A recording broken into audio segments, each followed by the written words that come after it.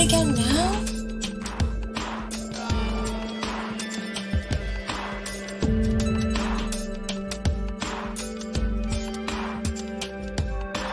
But seriously, if this is what music is, I could write it as well as you.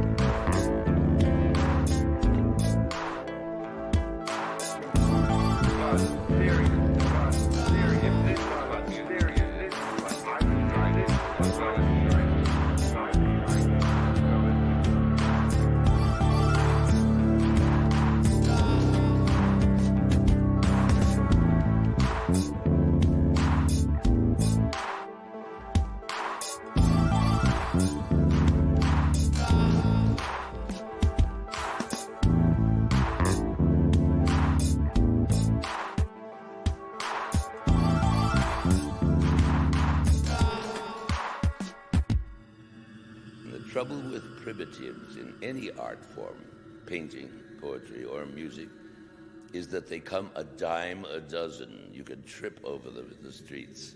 Anyone can present himself as a primitive when they might be quite simply untalented, or just lazy, or money-minded, or all three at once. Oh. Hey! Money-minded. Welcome to the LeafCast, a first-time reader show based on the epic fantasy series The Wheel of Time by Robert Jordan. My name is Ryan, and I'm currently telling Loyal everything I know about trees. And I am Ryan's brother Dan, and my father died of Falma. Malkier told me, you witches killed him for your false dragon. I will see you dead for it. I will see you burn! And we are the way of the leaf.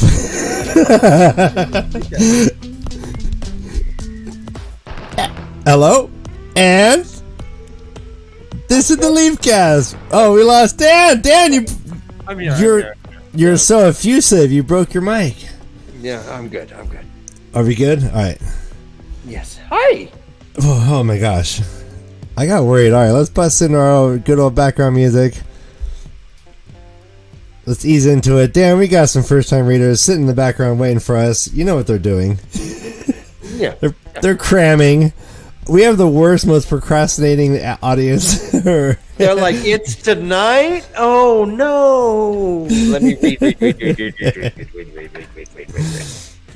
All right, no, this is going to be great. These are 3 great chapters. We got 2 great guests. Let's bring them in. How about it? Yeah, we're all dressed casual, but our guests are posh. Let's bring in Sadai and Josh.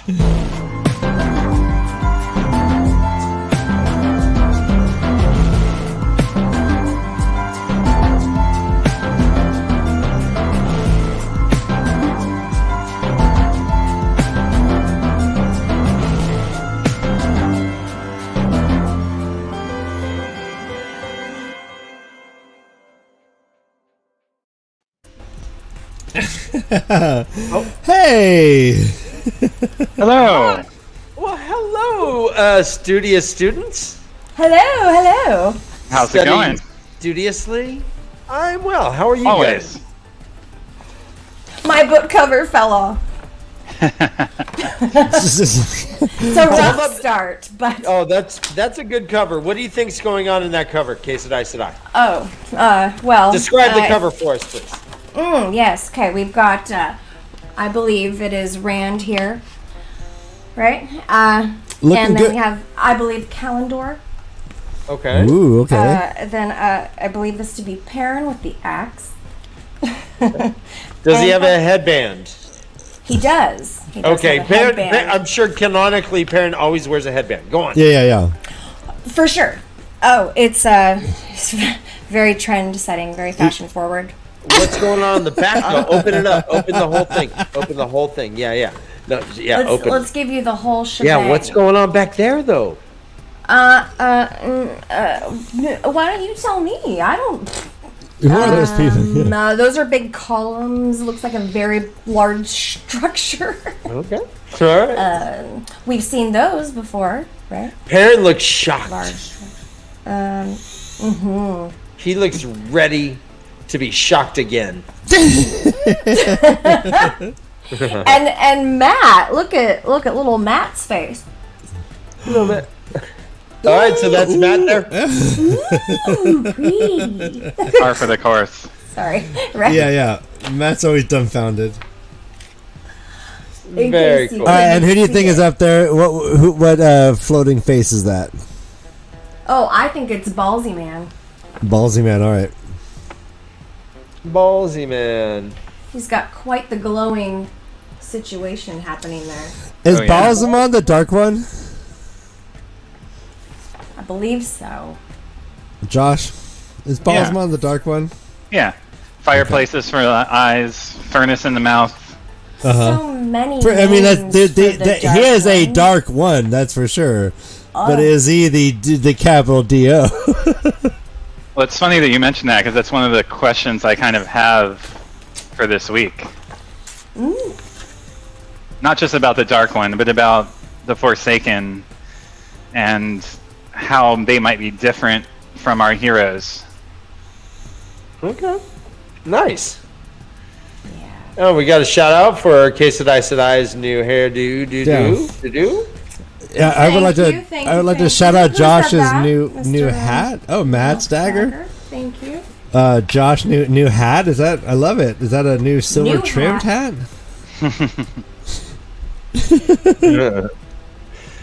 Is it, Ryan? Siri. Am I adorned? All right, ballsy man. Now, new headcanon. Yes, headcanon. When I first learned what headcanon was, I laughed for like 5 minutes straight.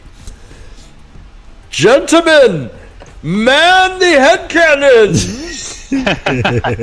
Fire on my will.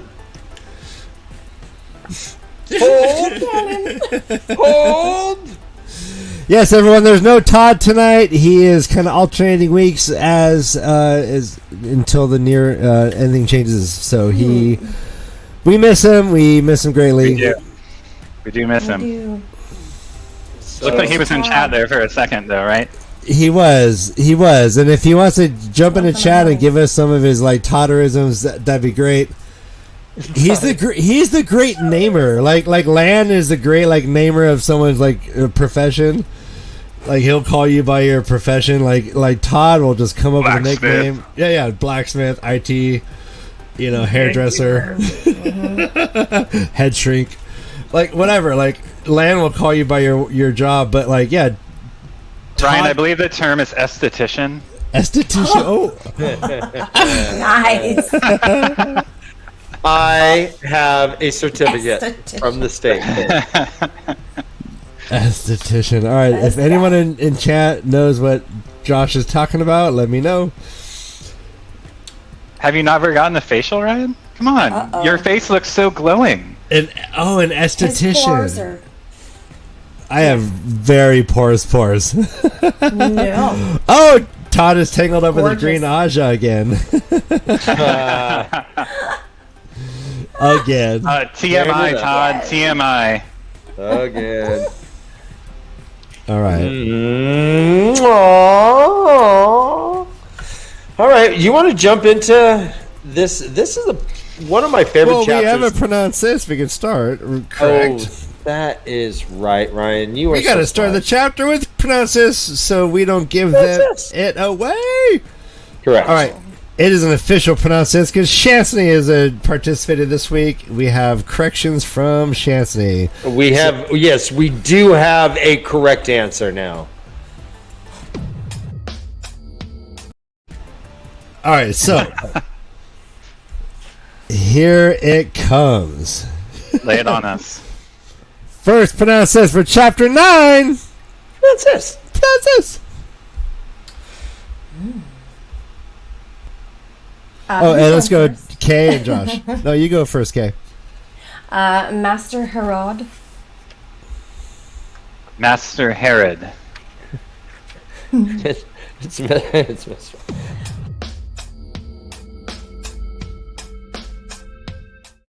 Johnson, he says. Oh. Here it Oh, am I comes. doing that too? No, I got Mr. it. Herod. That's right. Yeah. Nice. Okay. Let's try that again. What? Master. Master Herod. All right, there we go. Is that how I spelt it? IT? Herod. Probably not. All right, guys. That's this. Where are we at? Oh, I still shoot. see- I thought you had it. All right. All right, here we go. Pronounce this. Oh, sorry. What? You do it. Simeon. You got it. You got it. Simeon. Simeon, yeah. Right. Mm-hmm. Yeah. And Johnson, he says. Simeon. Okay. All right, guys. Next one. Jara.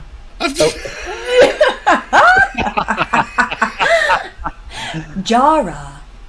I like the way she says it. She Motherfucker. has a really nice. Guys. What's this? Oh. Carolyn's Leap. Carolyn's Leap. Johnson, he said. Harlan's Leap. Jara. Johnson E. Harlan's Leap. Okay, we're getting it. We're getting it. We're back on Josh, track. you give Shantini a very manly tone. All right. Next one. Wait, we missed the Harlan's Leap. Give it to us again, Ryan. Oh, you're really testing me out. All right. Harlan's Leap. Oh. Uh-huh. Very good. Huh? Harlan's Leap. I like how they referred to it as the leap. Yep. Harlan's Leap. That was pretty dope. Where he's like, "Yeah, they tried to burn down the leap." I'm like, "Well leap. done, All right, next. Widow. What's this? Widow Jorath. Widow Jorah. Johnson, he says. Widow Jorah. Well done. Well done. Ooh. Do you want to agree with Chancey, or do you kind of secretly hope you say it differently?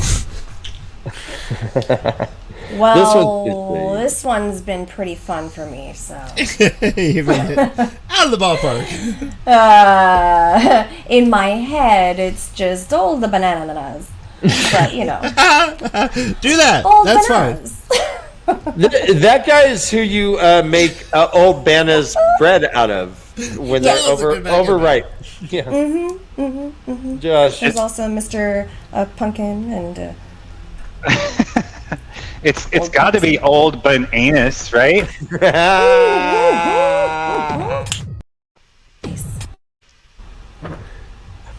Chanson, he says. Old Bonos. Old butthole. All the bananas. Old bananas. All the bananas. I like yours the best, Kay. I mean, Kay said I. Sorry. Oh, yeah. Thank you. The honorific. I didn't mean to lose the honorific. Wow, you know what can happen if I start smoothing my skirt too vigorously. Yes, good mistress. Yes, good mistress. That's right. What is a double Sedai? I mean, really. A really clever way to sing K Sedai Sedai. Josh, why don't you go first? Here's this. Yeah, pronounce. Pronounce this. Now I really just ruined the whole pronounce this thing. Let me get back. Pronounce. Everybody. All Rylith, the Weaver's daughter. Ooh. All right. K Sedai. Yeah. Rylith, the Weaver's daughter. What does Chanson say, Ryan? Old Bonos. Nope. Here it comes. Rillith, the Weaver's daughter. Realize you guys suck. You're wrong. Oh, you guys are so sucky. We were so laughing behind our heads. Jesus, We're like, everyone, Rylith. Oh my god. Hey, we've got too many Rileys in our current world. Oh no. Or something. I don't know. Rylith. Let's go the whole thing It's off. like We see it, Lilith, and it's but very- Rylith. It's Rylith Fair, everyone. Let's go to Rylith Fair. Everyone's weaving. Everyone's selling their daughters off. We're seeing Tegan and Sarah again. Sarah McLaughlin was going to headline, but she heard about the selling of the daughters. It's Sarah McLaughlin. I love it. Pronounce this! Tori Anus. Tori Bananas. Bananas.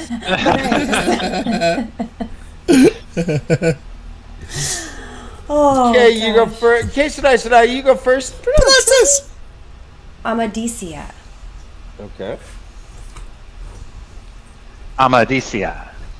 All right. Two more after this. What is Chanson says? Amadisia. Very good. It sounded just like her. Thank you. All right. Two more. Want me to start this time? Mother Yeah. Rune. Mother Rune. Ooh, Right? I mean, this is tough. Mother Rune. Oh, Jesus. You know, so this was actually she was Mother. married to a Scotsman that was Rune! Mac- Mother Rune! Mother Rune. and she had a little daughter who was a cookie that they called Macaroon. What the fuck? Mini Rune. Macaroon. Coconut. Yep, coconut. There you go, baby. Do we have a Chanson Chastity says, Mother Rune. Mother Rune. Rune? Lads. All right, last one. Bam. Oh gosh. Bam Margera? Bam! Oh, see, yeah. I went back. I did a lot of weird pronounce this sessions. I don't know. Anyways, a lot of different pronunciations for me on this one, but Noam, Gnome. There's lots of different. At some point, it started with a T. At some point, it started with a T. I would start conversations saying, Tome or Toam. Toam. My favorite was Toami or something. You know that Toami guy? Toe Jam, their first album was awesome. Even flow. Oh, that's perfect. Gnome. Oh, okay, yeah. Josh is locked in his answer. No. Very clear. Very clear. Let's go.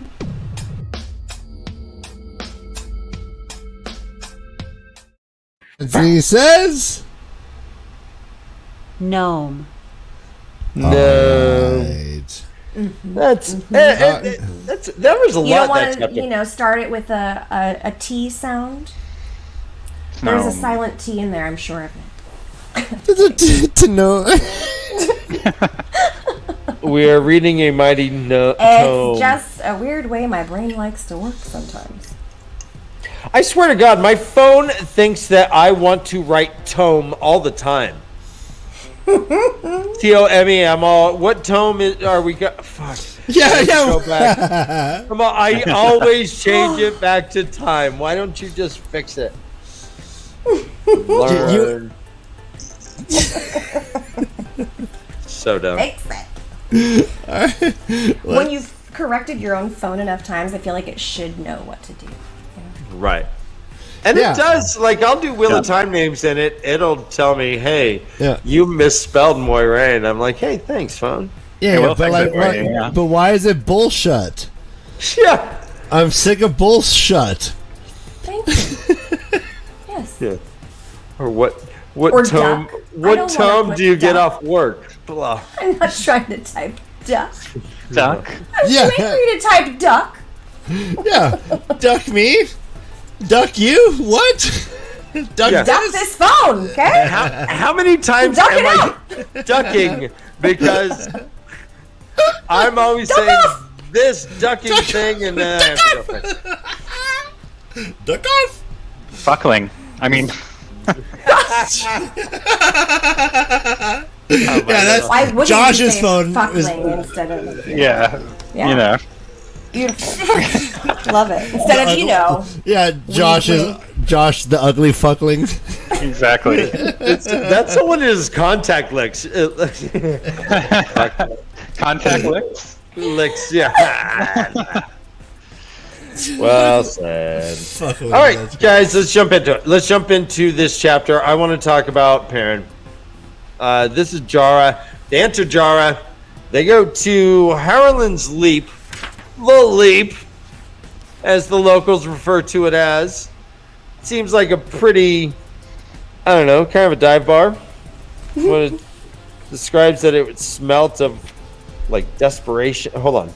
The aroma of sweet wine and spiced cake clung about... Oh, that was the green. Wait a minute. Well, somewhere. Anyways, the Heron's Leap smells like desperation and sweat, more or less. It smells like the set of Pretty Woman. Ale and wine, cheese, and weariness. That's it. Ah. Let me use this little thingy. Again, the set of Pretty Woman. Never.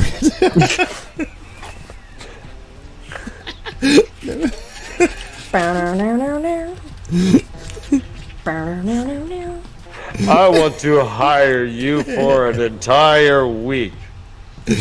Okay. Take a bath. First bathe. Yes. First bathe and eat these fattening croissants. First, we're going to go get a blood test real fast. Show me your COVID vaccine. This place, Jara has had a shitload of weddings. Everyone is getting married. Everyone's getting married. The green's all trampled. It seems like it was a party weekend.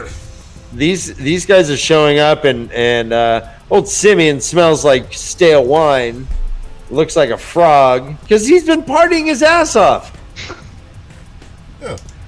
Yeah.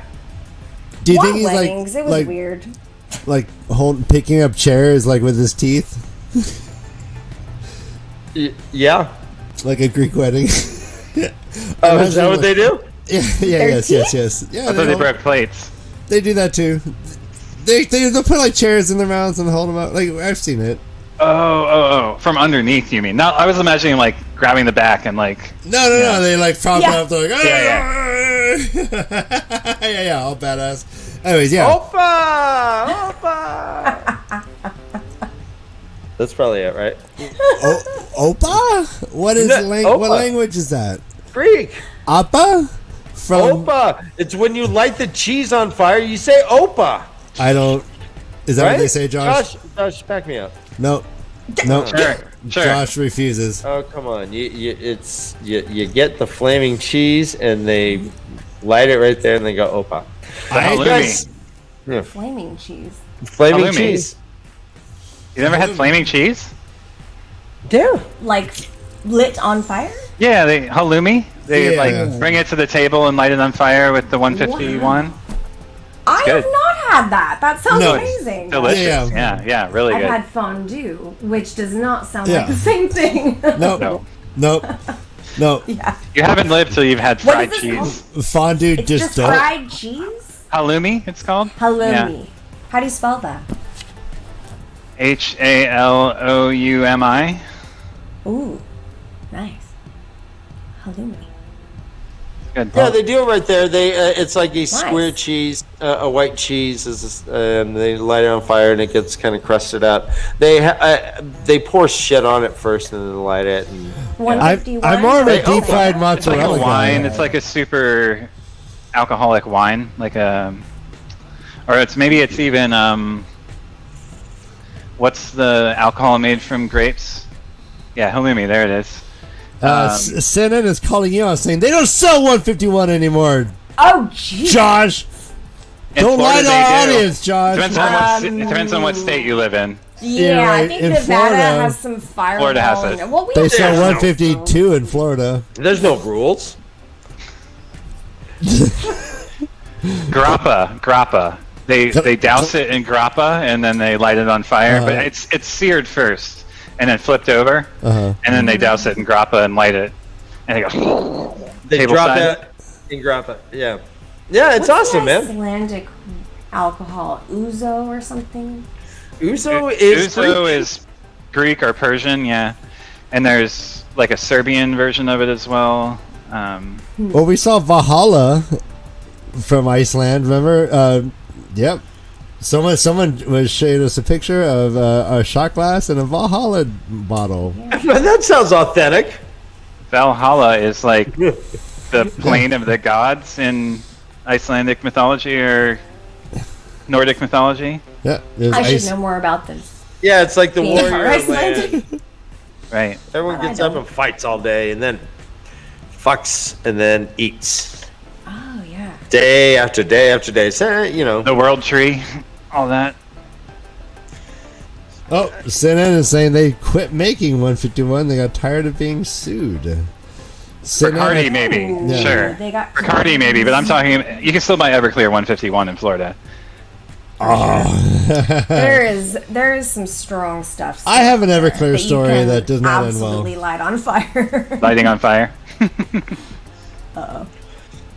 What? No, I said I have an Everclear story that doesn't end well. But we'll get into that later. Clearly, never. Do you still have a mustache or eyebrows afterwards? Ryan, I do have an Everclear story. And it didn't end well. I don't know how it ended for the person, but it didn't seem like it was going to. Ever end? What's that? Ever end? It may not have ended. Well, it was in Mexico, and we drove away, so I don't know how it ended. Had no I have a closure on story this. like that too. Who doesn't have a story that ends all right. in you running away from Mexico? Dean Moxley, if you don't have an Everclear story, I don't know if I could trust you yet. The Dean knows what's up. Fuck yeah. Beautiful. And Dean's going to be on Watchnary with us this Saturday. Oh, awesome. Nice. 10 p.m. Eastern. 10 a.m. You're right. Oh, as always. 10 a.m. Eastern this Saturday. Yes. Don't forget. Not going to be drinking Everclear before that, hopefully. No, but there's been proposals that we take shots for money. It is for charity, and we are trying to earn money, and we are selling our souls and our bodies. So yeah, I will have a cold thing of vodka waiting at 7 a.m. I will have to take shots for money. That kind of makes sense. Yum. Yeah. And then if we have a show later that day. And then we have a show later that day. So, yeah. So You'll be taking a nap. You nap, you rally, and yeah. All right, right, Dana. Josh and I. Same On the same level. Yeah. See, Dana, that a girl. So they're at the Harlan's Leap. Hear about all the weddings. Do you think Tam's apple brandy is like the Everclear? Do you think that shit's like just that strong? I always thought it was like when Tam comes around with his apple brandy, it is like Everclear sweeps through and everyone just starts partying. Yes, I think it's moonshine. Oh yeah. Oh, I mean it's definitely alcoholic. But it's dangerously delicious. Like you don't even taste it, kind of thing. It's like jungle juice. Yeah. Like, I got some jungle juice stories that don't end well. Also, Special sheep liniment.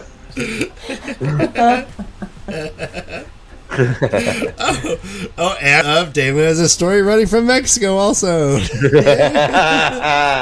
Dana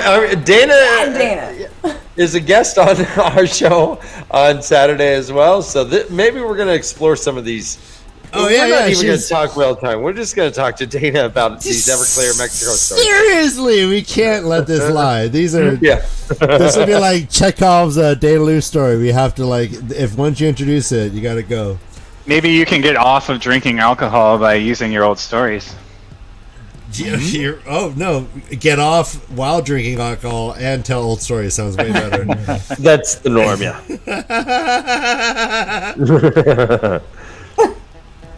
I mean, it's always nicer to like relive those moments, right?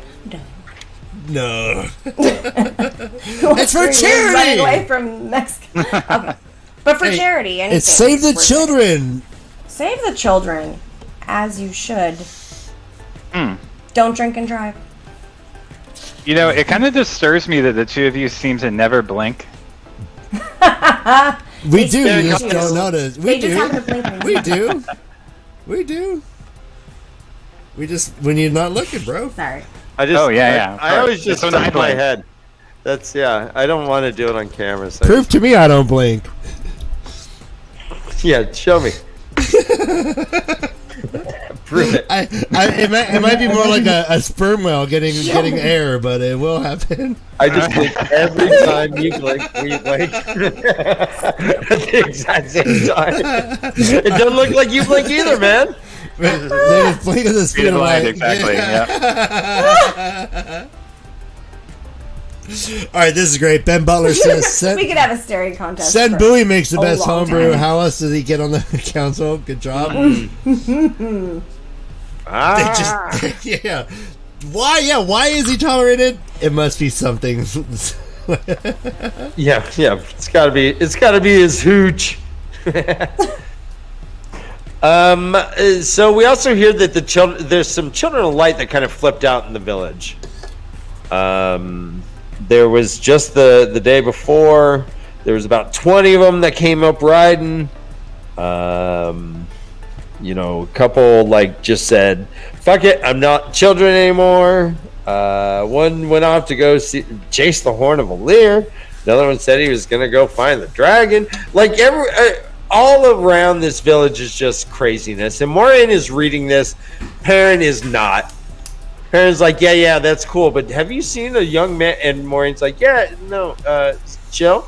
And in fact, Land does something down low to try and shut him up, which I tried to do, Ryan. Yeah. When I was reading, I gave a look come on, kid. Uh huh. Yeah. But what'd your hand do? It was Because he gestures. He's like, oh. Yeah. He gives him the. Hey.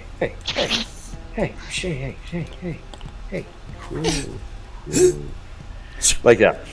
So, why does Simeon claim that, he says, "Oh, I'm not a Trolloc. Good Lord, I don't believe in children's tales." And he says, "In Ogier, you say, but Ogier are Yep. And he's like, "Well, I'm looking at one. Like, is he just dense, or?" That's a good question. Well, that's Right. like if someone says, "Oh, yeah, and this is my friend, and he's a Dracula," and you're like, What? a Dracula? Okay, no, okay. It takes a second for me to actually stop saying Draculas are fake.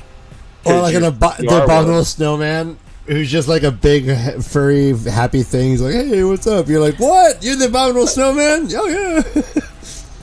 I'm It chill. almost feels like he's trying to say something like, "Oh, there's a troll here and Dracula," and I'm able to correct my verbiage so that I don't say trolls, but I'm not.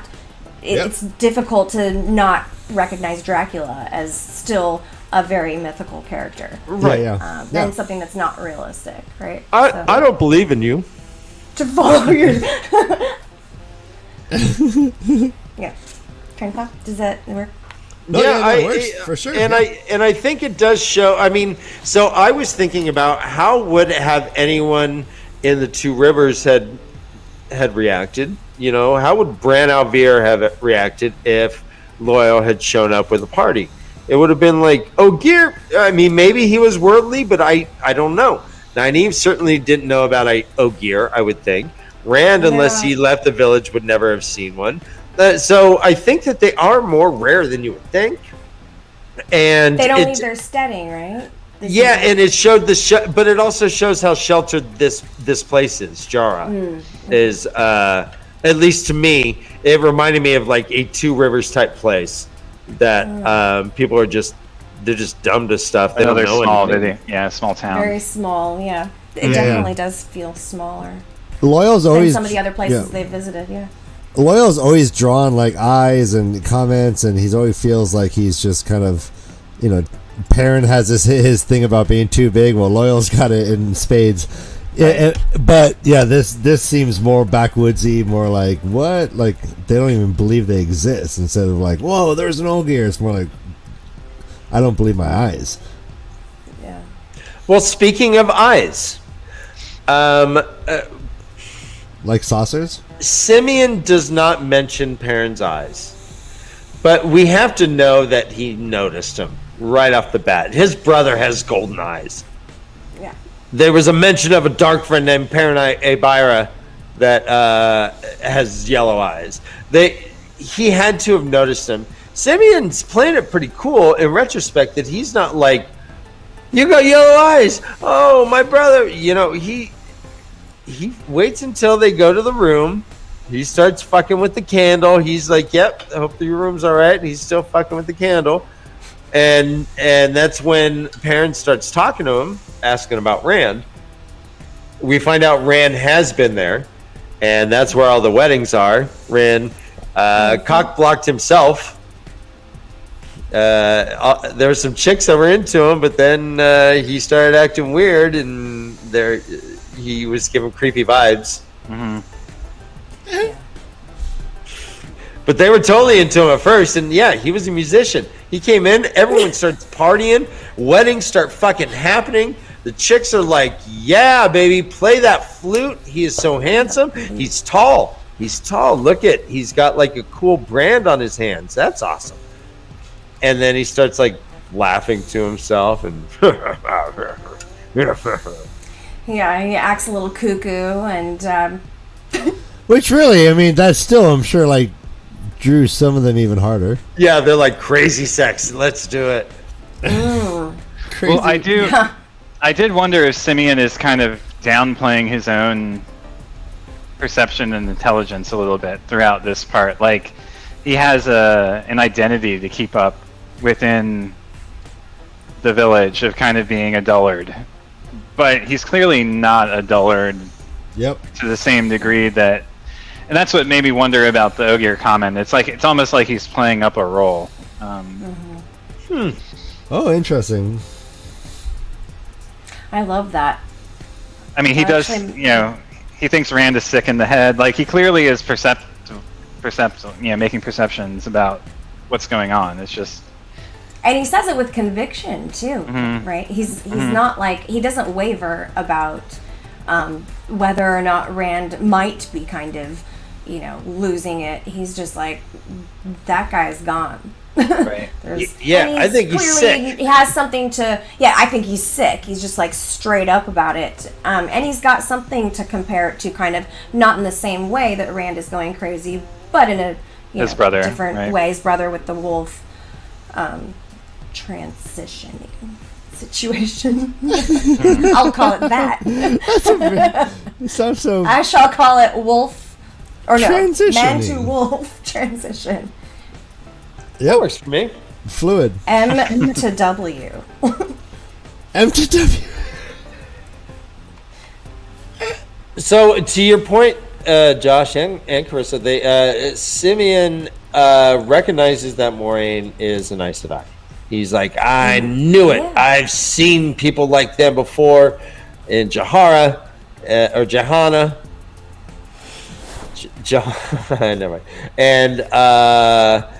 And in fact, Master Herod hasn't even gone like 15 Were miles you away. gonna say Aunt Jemima? No, I ain't saying nothing. All right. Jahana. I was gonna do the Jahana Montana joke again. But.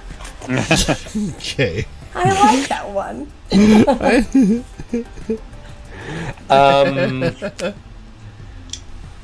Perrin talks to Moraine. Moraine hisses through her teeth. What teeth? I don't see teeth. Lands like,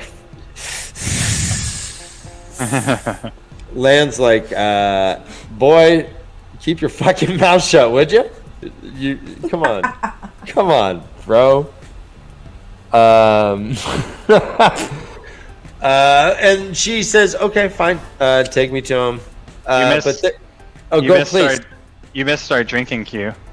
Oh, was he stone faced? The warder's face was imperceptible as a carving. Yep. All right, there we go.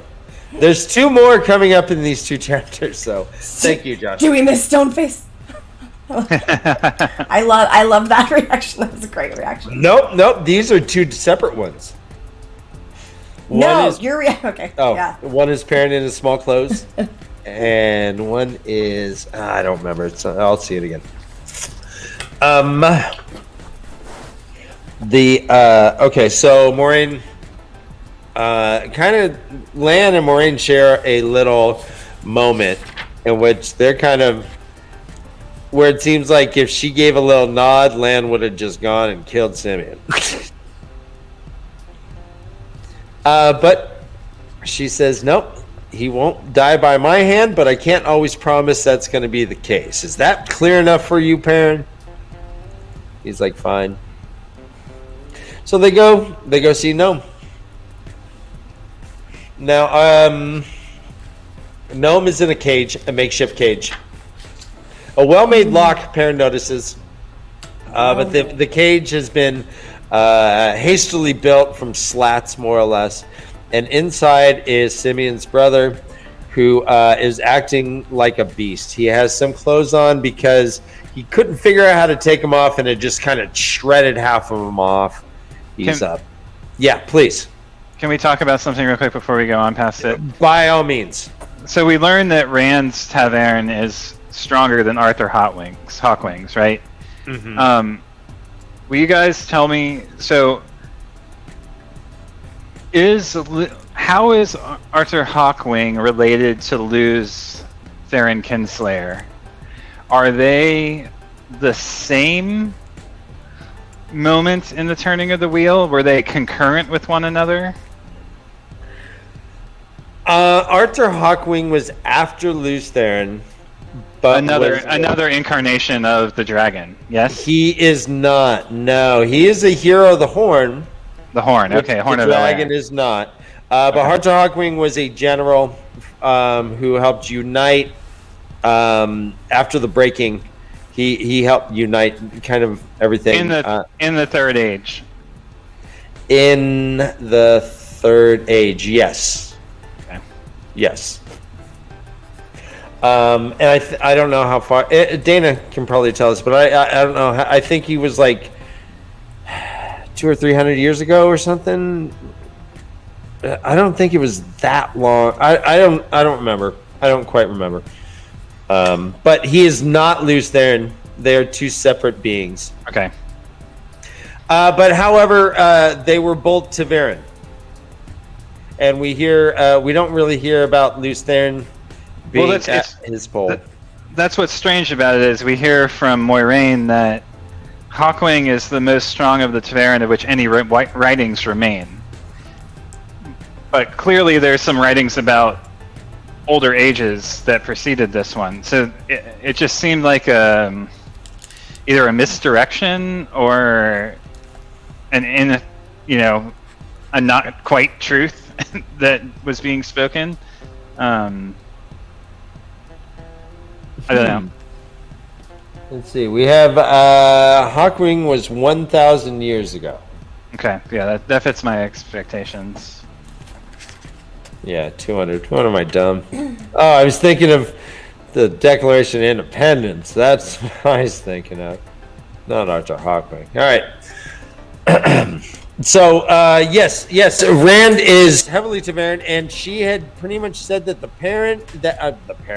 pattern shaped itself around Rand in this town. And the resulting weddings and White Cloak behavior was all because of Rand's TAVERN-hood, TAVERN-ness, TAVERNitos. And Moiraine is picking up on that as well. But of course, we also get this rare opportunity to see Moiraine not know something, and then immediately play it off the next page. Like, I do know, but I don't know.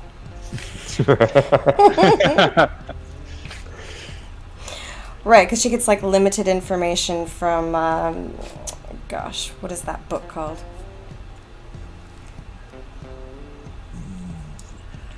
Legends.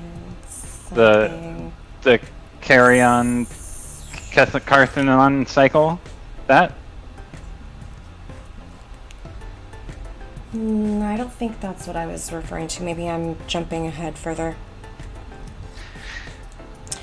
No, I'm talking about... trying to find it in my notes. So it does say here, while you're looking that up, it does say Perrin, he is more strongly TAVERN than anyone since the Age of Legends. And that's when Lews Therin was. Okay. So the Age of Legends wasn't a book, that was actually a time. Yeah, so that was, I think, about 3,000 years ago. Right. And that's when Lews Therin and Elan Morin, Tetranai, and Ilyena, they were all partying in the Age of Legends. Are we taking that as fact? Which part?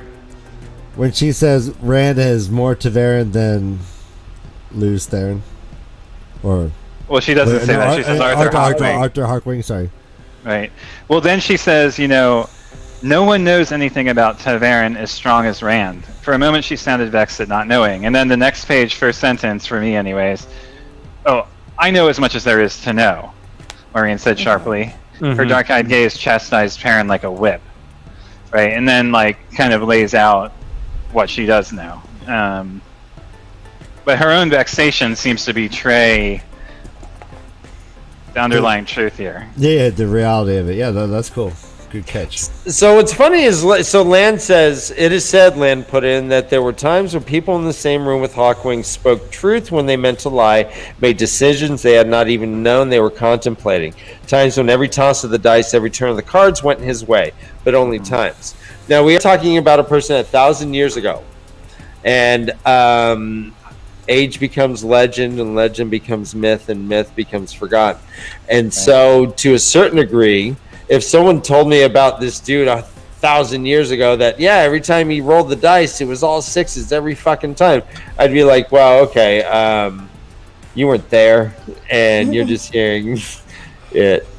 So, but we have to assume, I guess, that Maureen knows her shit, or that things were written down, that she does know as much as there is to know based on information that they have. She at least believes that, yeah. Correct. I think Flamingo's agreeing with me. I think they're just assuming that Rand is a stronger TAVERN. I suppose without being able to see them side by side, would you even know which TAVERN was stronger? Yes, that's kind of my point. Yeah. Yeah. Boom. Boom, boom, boom. I'm not sure I Mic drop. totally agree, but Hey, Flamingo, should I call in and we'll have an argument? Yeah. 1-833-48 from the understand. So they go. Let's move on to Gnome. They go meet Gnome. Moraine pops the lock like a champ. Pop. Just holds it and it comes off in her hand, and she walks in to the cage, places her hands upon Gnome's head, and then just kind of walks away and says, sorry, there's really nothing I can do. Before this parent reaches out with his own mind, and he the images are running through the woods with the cold wind in his nose, quick dash for cover, teeth snapping at hamstrings, taste of blood rich on the tongue, kill.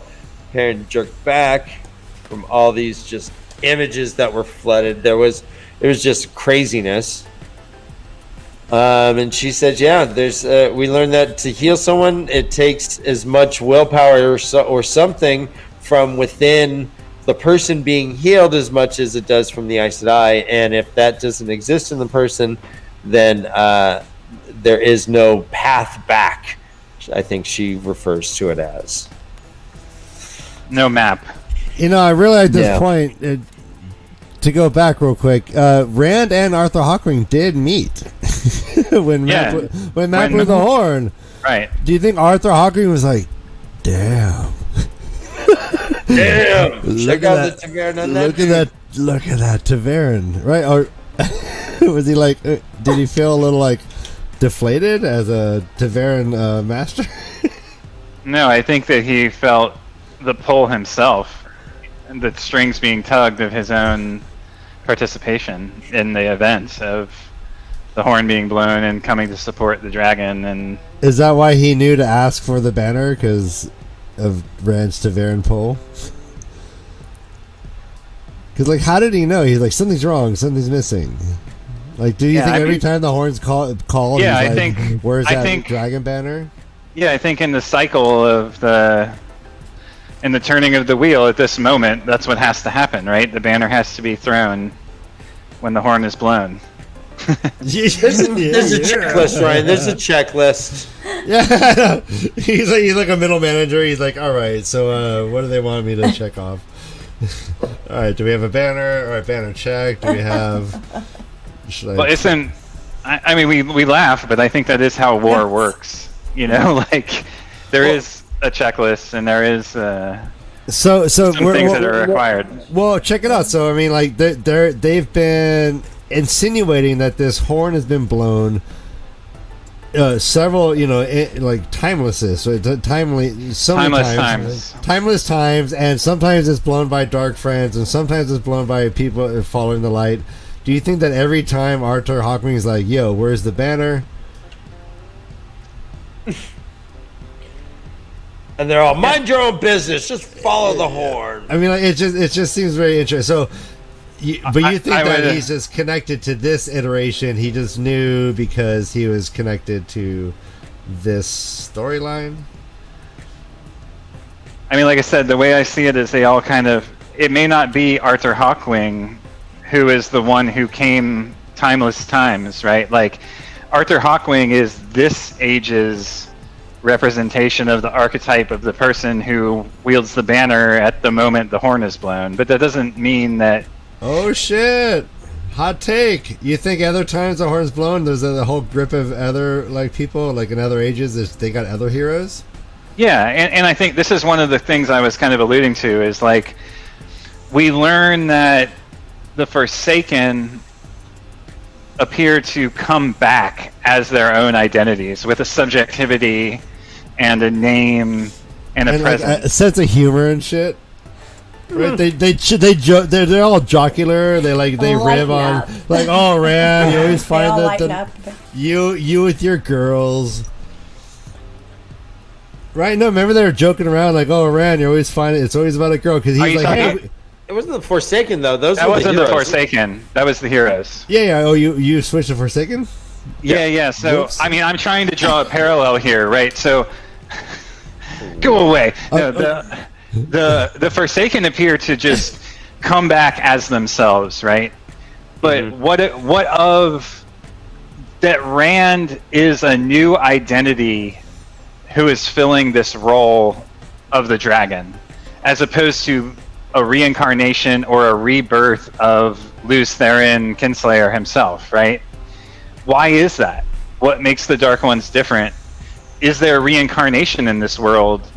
Are these identities something that transit time and history, or are they new characters within the realm that are fulfilling these roles who have new choices and new opportunities based on their own life circumstance and where the current age is?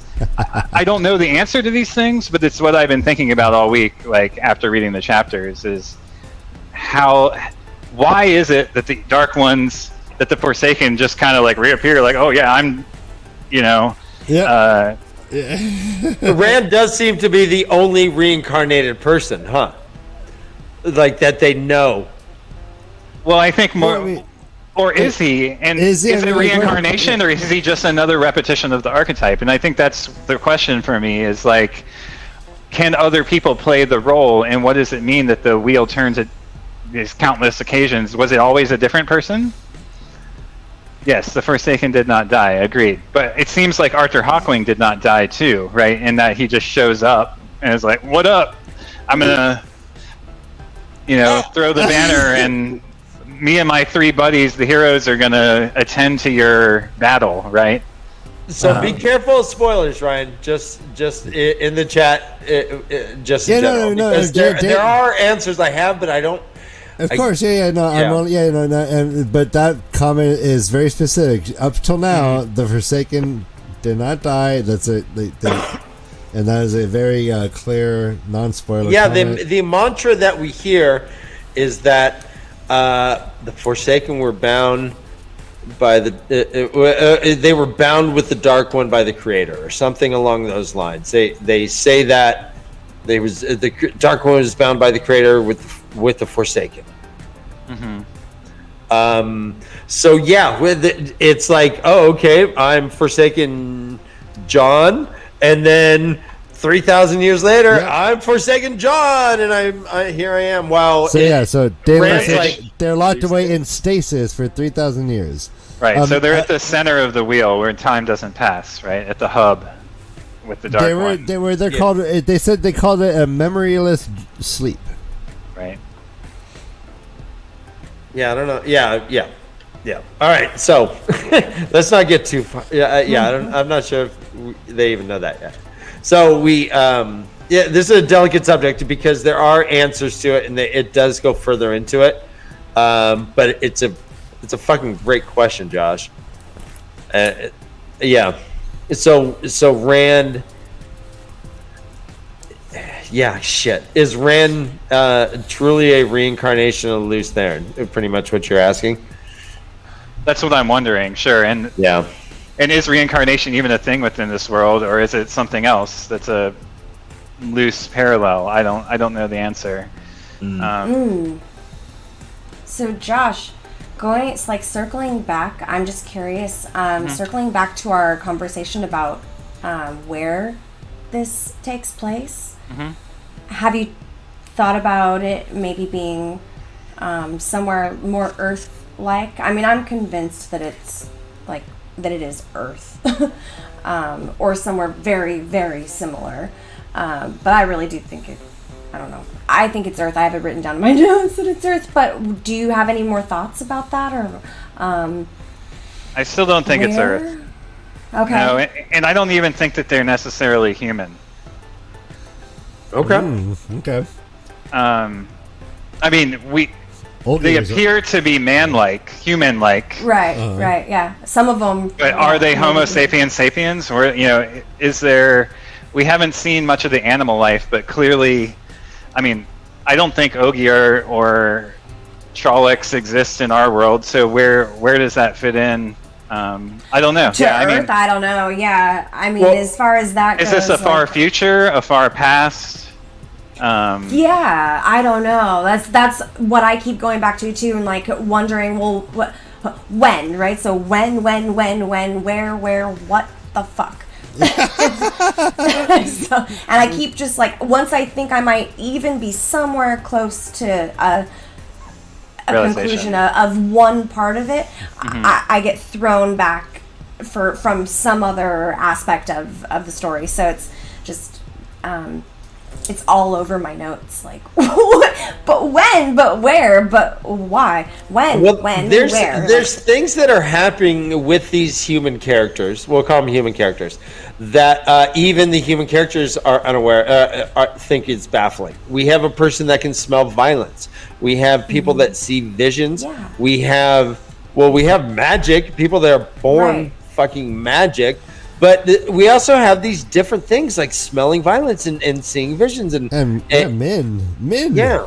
But okay, so smelling violence is something that not humans can do, but it's something that we see or know that animals can do, and that's kind of what we're seeing from Perrin, is that transition into a wolf. So if we go off of like just what we know about mammals, then we could say, all right, well, we know that this can happen, and that maybe if it is way far in the future or something to that effect, then it is conceivable to think that it might be possible that we could pull out that like her and fiction thread a little bit more and try to, like, I don't know, or there might be more. I don't know. There might be more to it. So is her and the sniffer like a genetic cross with dogs, or is this wolf? Are the Trolloc genetically manipulated beings? Like, where does the line of magic and science kind of occur? And I mean, I feel like this is kind of parallel with the Game of Thrones and with other kind of fantasy series that. What's the other one? With Twilight. Harry Potter. No, 50 Severin. Shades of Grey. Harry Potter? No. Throwing him off more. Severin. Yeah. Severin, yeah, it's the main character from the books. It'll come to me. Philip K. I can't say that word on television. Genitalia. Philip K. Penis? Philip K.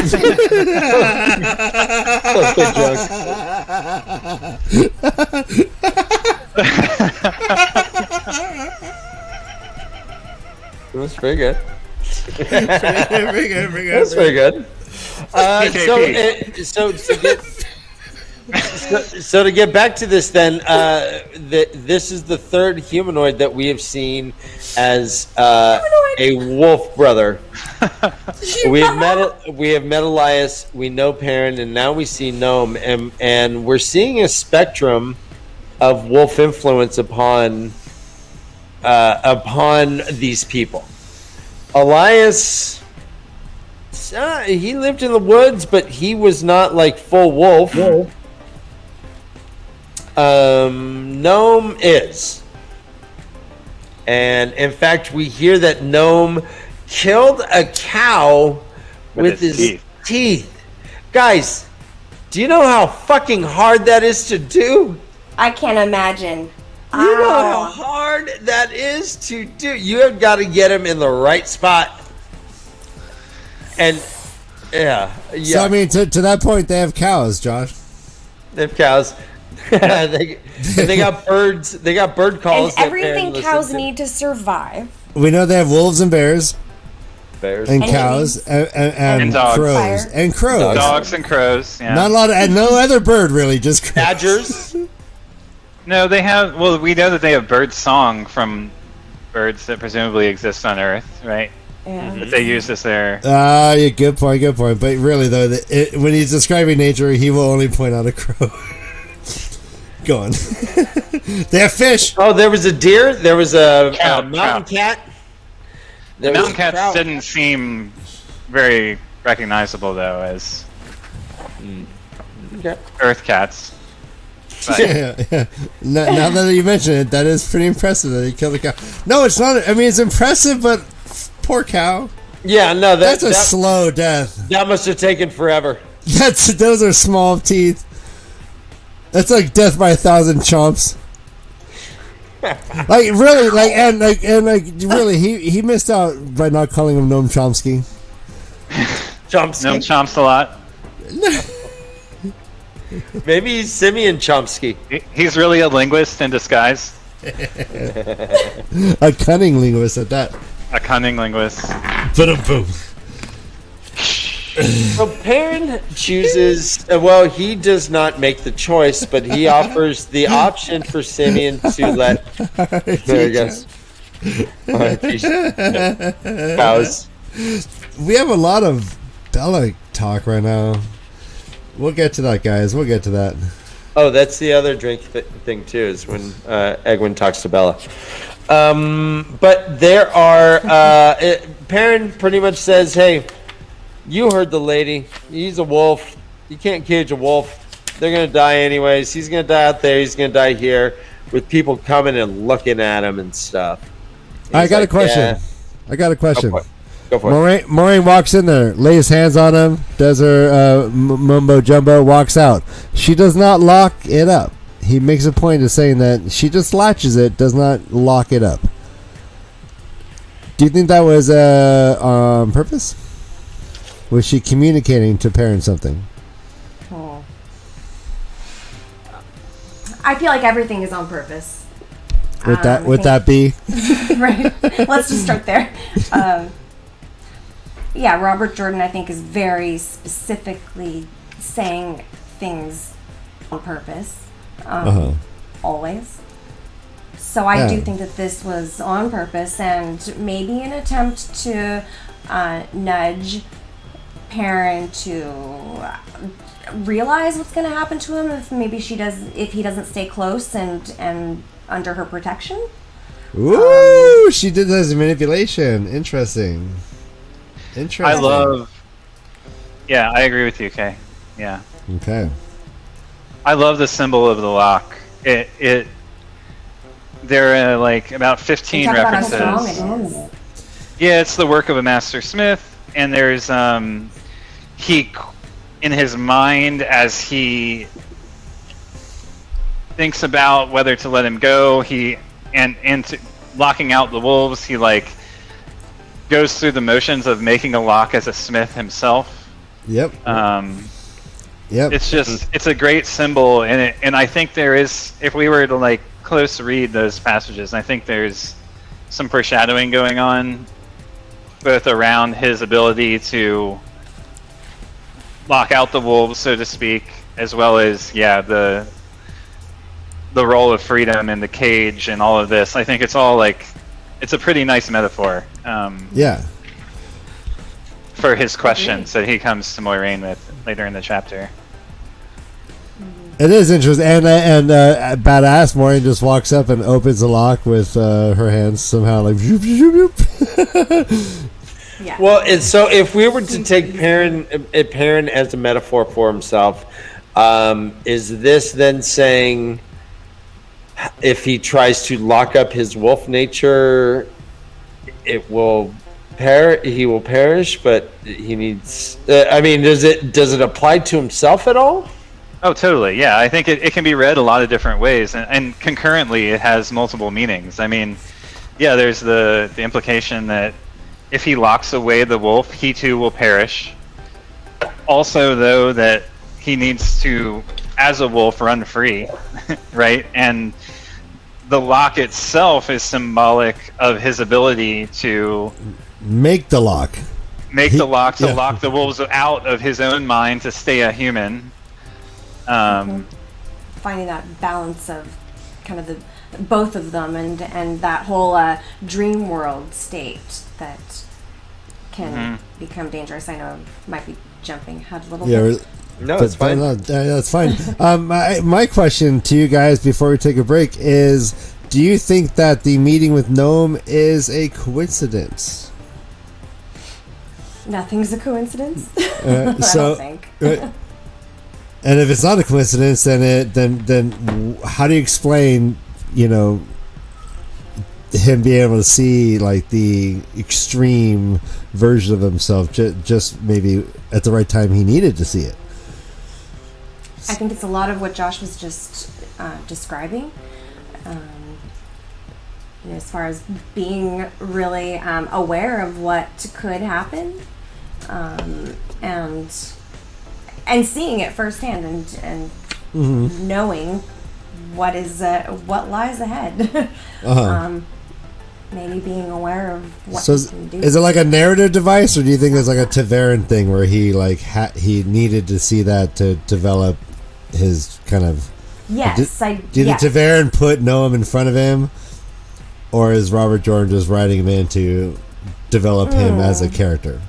So I had a couple of thoughts about this. I do think that he's put in front of him for a purpose, but I also think that it's kind of it could be an interesting situation had it happened like had Rand met this man when he still had had Perrin met this man when he still had a little bit of man left in him and was able to kind of see a little bit more of what that looks like, and able to maybe connect a little bit more on a human level before things went completely crazy, or he completely lost all sight of being a man, and is just now a wolf, right? So I don't know. I think it's all about timing for him,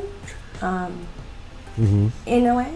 But I just wonder, like, what could have happened had they been able to connect. And that's good. That's a great Perrin question. Could have had some answers about some of it. Yeah, like what not to do. But, yeah. Hey, buddy. Yeah, like just how like do I the not last, be like, you? breath of something of advice. Right. Perrin ran into Elias by coincidence, if that exists. And this was before his eyes had turned yellow. The wolves had told Elias, hey, he's one of you. We can talk to him. And Perrin's like, what? And then within a week, his eyes turned yellow. This was just, it was just going to happen anyway, I believe. And that's confirmed with Gnome, whose eyes turn yellow, but he did not have a guide. They're more than yellow. They're burnished bronze. Oh. Oh, okay. No. Just kidding. Just getting ready. My bad. Okay. Burnished. Bronze. Okay. That's how he describes them. Yeah, burnished bronze. Another interesting. Well, I think it's a both and.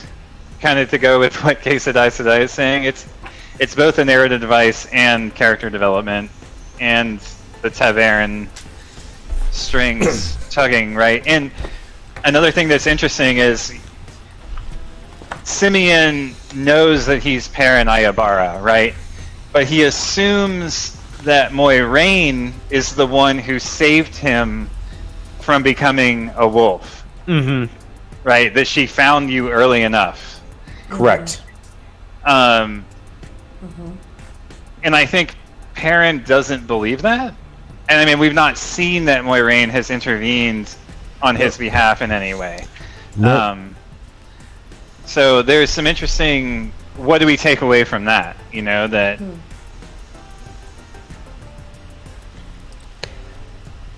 I don't know. has this knowledge, and she's been holding it from him until now. She literally saw him almost turn into a wolf and go off battling the Trollocs just a couple chapters earlier. Mm-hmm. They say, hey, Tyshar, Two Rivers, but I do, he was covered in blood and his loincloth just heaving, and so he howled. He fucking howled. So yeah, so she's been watching this, knowing this whole time that this is a possibility, only now letting him know. Well, he was still useful there. Yeah. Yeah. Yeah. And not only because he met Gnome, but he also was being pretty judgmental with Simeon, and he learned that Simeon was a pretty good guy, and he felt kind of shitty for thinking that he looked like a frog and all that stuff. He's like, I was a dick there. I shouldn't have been a dick. Yeah. I like that. I like that question about whether it's TAVERN, because if it is TAVERN, then it really, what does TAVERN fucking mean? Like, we know that Rand can make people marry each other. Does TAVERN mean that a whole series of decisions will be made for Perrin to be in the room with this guy in a cage? Like how does that all work out? TAVERN is very tricky. If it is TAVERN, then it's a lot of things need to line up for him to be in that room at that moment. Well, also, like, when he enters the inn, the fact that everyone is so downtrodden and, like, obsessed with Loliol sure looks to TAVERN in hindsight that they didn't notice Perrin's eyes, right? Good. Now that... Nice. Okay, that's okay. Awesome. So, I mean, TAVERN is just the tugging of the strings of the pattern, right? I mean, whatever the pattern needs to happen. Do you think that the patterns is like, man, fucking Perrin needs to grow up? Let's give him the gnome. Like, I mean, like, is the pattern like, yeah, fucking Perrin needs like a new life lesson right now?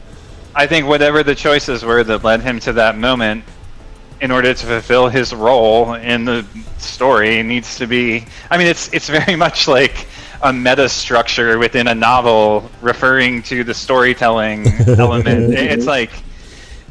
That's why it's hard to separate. That's why it's a both and. It's a multiplicity here, right? Where it's not just... It is itself the meta storytelling arc going on that sets all this stuff up, right? Yeah, and I used to think everything was just narrative device until this second reread, and it's like, oh shit. Maybe, when I have been putting on that lens of like everything is meaningful and nothing is poetic, right? Like, maybe his descriptive writing is poetic, but like he's not really taking a lot of poetic license. It's all world building. It's a very interesting way to look at this. I like to think that in a different universe that Noam actually was able to control his impulses.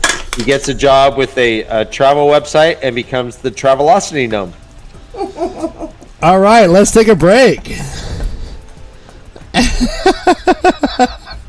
On that note, I think that's a perfect time to take a... Yeah! No, really? Really? Oh, no. Yep. I feel good about that. Let's cut to the break.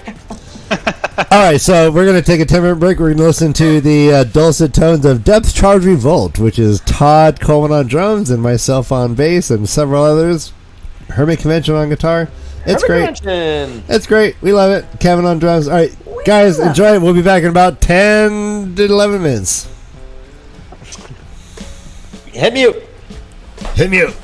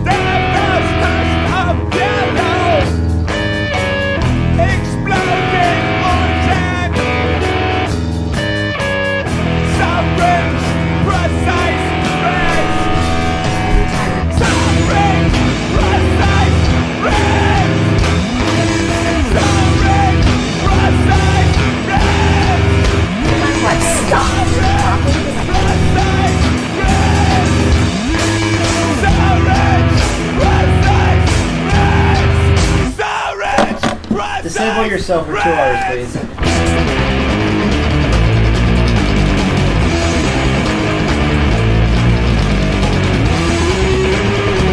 Turn off Siri. Turn off Siri.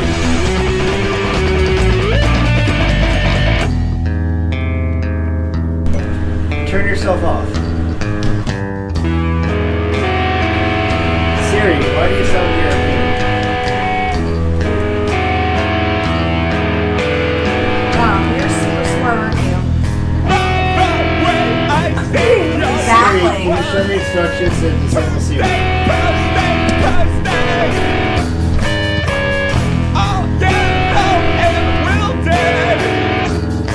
Can you give me instructions for disabling Siri?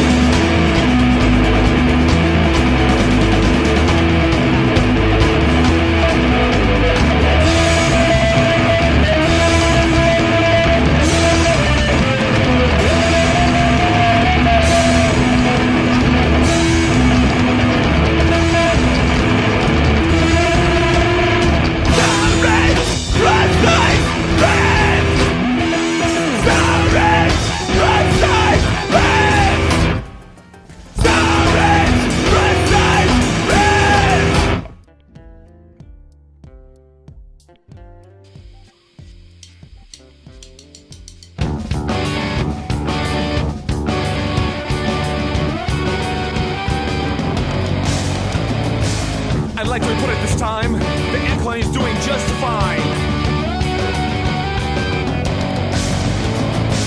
Cross sections and tunnels intact and functioning fine at this time. The busy bees next door are busy buzzing around.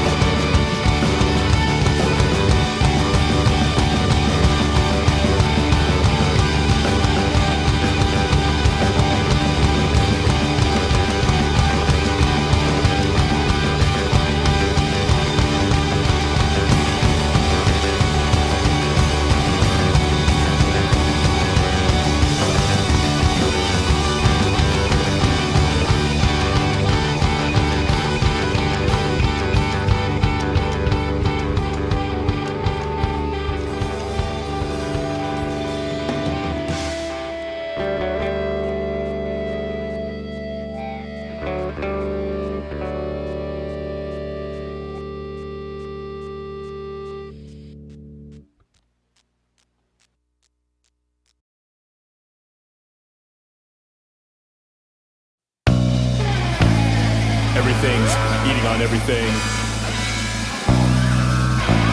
Universes within universes. Time coming and going. Life being sucked. Death being drained.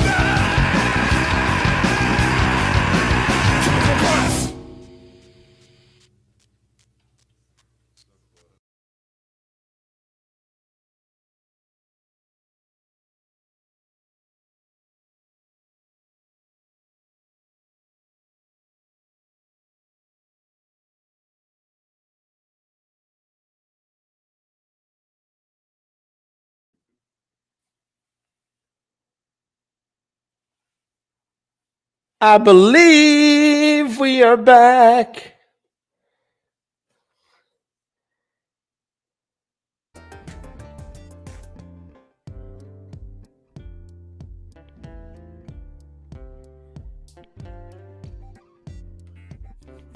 There's Ryan running quick to the computer. I'm coming. I'm not. All right. It is. We are back. We're back. Not all of us are back. Most of us are back. Most of us are back. All right. Ryan, it's always good hearing Depth Charge Revolt. Thank you. That shit's fun. This job, this drive is killing me. Cubicle corpse. That song's a palindrome. I love it. Is All right. it now? We lost. Yeah, Josh is a mime also. I can't help but imagine the smell in the office. Bunch of zombies. Hey, Johnson, where are those numbers? Putrid. All right. Well, hello and welcome back. Yes, Dane Lou. Who? I will say your name but once. All right. Only once, contractually. So we... All right. There she is. Can you hear us? Are we good? I hear you. Can you hear us? No. All right. Hello? Okay. Huh. Okay, we can figure it out. Yeah. Yeah. Yeah. Let me go address that. You're gonna go and dress that? That's pretty weird. Ryan, we're doing a show. No, yeah, what kind of dressing do you comedy. like? Thousand Island or blue cheese? I like Blue Island or Thousand Cheese. From under my... All right, so, all right. Spaghetti strap, Ryan. Spaghetti strap. I'm more of a spaghetti western. I get creamy Italian vinaigrette. All right, I will be back briskly. Actually, no, I will just... Here I thought we were going to be able to talk. All right, so... No, you get Oh, we can. Get a load of this guy, right? Look at him. He has a dog, like he's all cute. This is a cute dog. Josh, I hear that there is a Dan. tropical storm headed towards Florida. Is that going to affect you in any way? No, last week it did though. Oh, it did. What happened? I lost my power and internet. I think a few minutes before the show started. Oh wow! And that was because of Tropical Storm Fred. No, it was a tropical depression. It wasn't a named storm that time, but we definitely have had some interesting weather. You A know, lot of trees down in our neighborhood. if they gave tropical depressions names, do you think they would feel better about themselves? Yeah, a little bit. Be less depressed? A little self-identity would never hurt anybody. Yeah, right. I don't know. So, gosh, what do you want to talk about here? All right, there's Kay. Can you hear us, Kay? I can hear you now. Can you hear me? I hear you wonderfully. Hi. So sorry about that. Hi. It's all right. It happens. It's all right. It does. That's why, like, Letterman has like 50. There's one guy at a desk, and there's like 50 people behind the camera making sure everything runs well. I mean, Oh my gosh, it's very nerve-wracking when it doesn't. yep. But Yeah. 9. I've had my computer die on me. I've had all kinds of weird stuff. It sucks. It sucks. Very Where strange. you just like, oh. And don't you wish you had a Ryan living with you? You could just... Yes, luckily I do have a Ryan in the garage, or somewhere back there. I keep my Ryan in the garage too. Yeah, when I summon, You have an outdoor Ryan? I come. He What? keeps do. away mice in the barn? Leashed and outdoor. Let me get the proper... well-trained. Here we Leashed go. and That's- outdoor. That's like the worst combo. Because you're free, but you ain't free. Yep. Welcome to human life. Hi everyone. We haven't really In addressed this. America. Like and subscribe. We spend a lot of time on this, and it really helps out a lot. Let's take a pose, Dan. There you go. All right. Thank you. All right. Screenshot done. All right. Yeah. Let's go to chapter 9, Dan. right? All right, chapter 9 jumps straight pretty much from after Perrin gets back from talking to Simeon. He goes up the back stairs. Oh, wait. Oh, Jesus. Dan, we're so unprofessional. Pronounce Oh. this. Oh, that's right. Wow. We gotta do our pronounce this. And it's so Pronounce this. Mutton. Better than that. Turnip.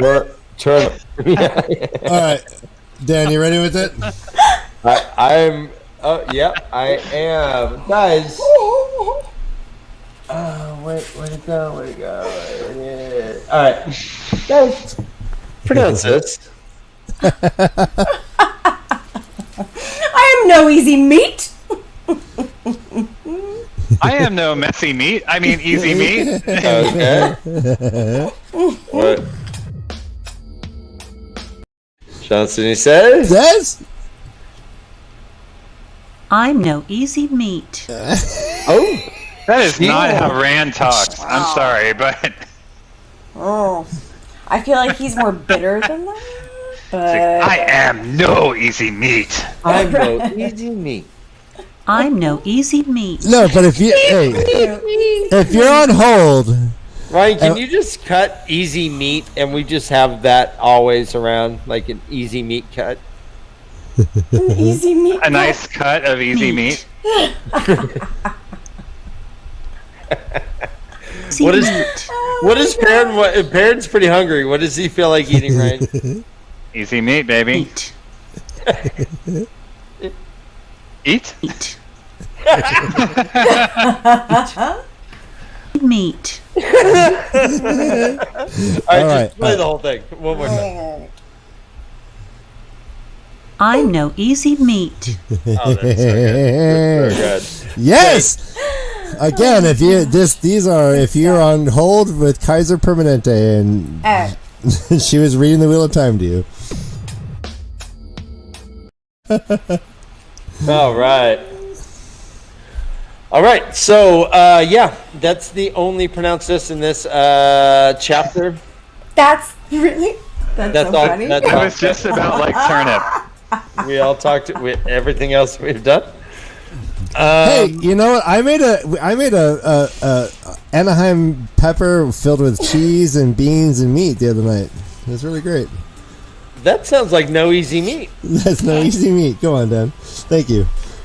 So I'm going to toss it to our readers here. No, I brought that up because there's nothing that's more interesting than this chapter. I'm sorry. That's all. I'd rather just talk about what we had for dinner last night.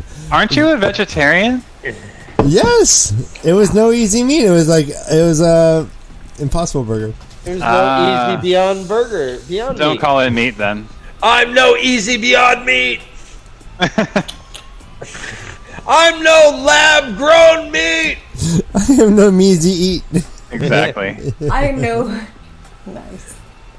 So let me start with you, Sedai. We have Perrin come in and talk with Moraine. We get a little bit more about their relationship, I guess, style. What did you think about this conversation? What kind of stood out to you between their talk? Wait, which conversation are you speaking of? The conversation when Perrin comes in and is like, "All right, what is this? What's going to happen to me?"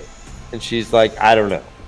He's like, "Well, okay." And she said that she had read some scrap from a book that said that sometimes it happens and sometimes it doesn't. She doesn't know the odds. She also mentions dreams. She talks about pretty much all first half of chapter 9 is her talking with Perrin.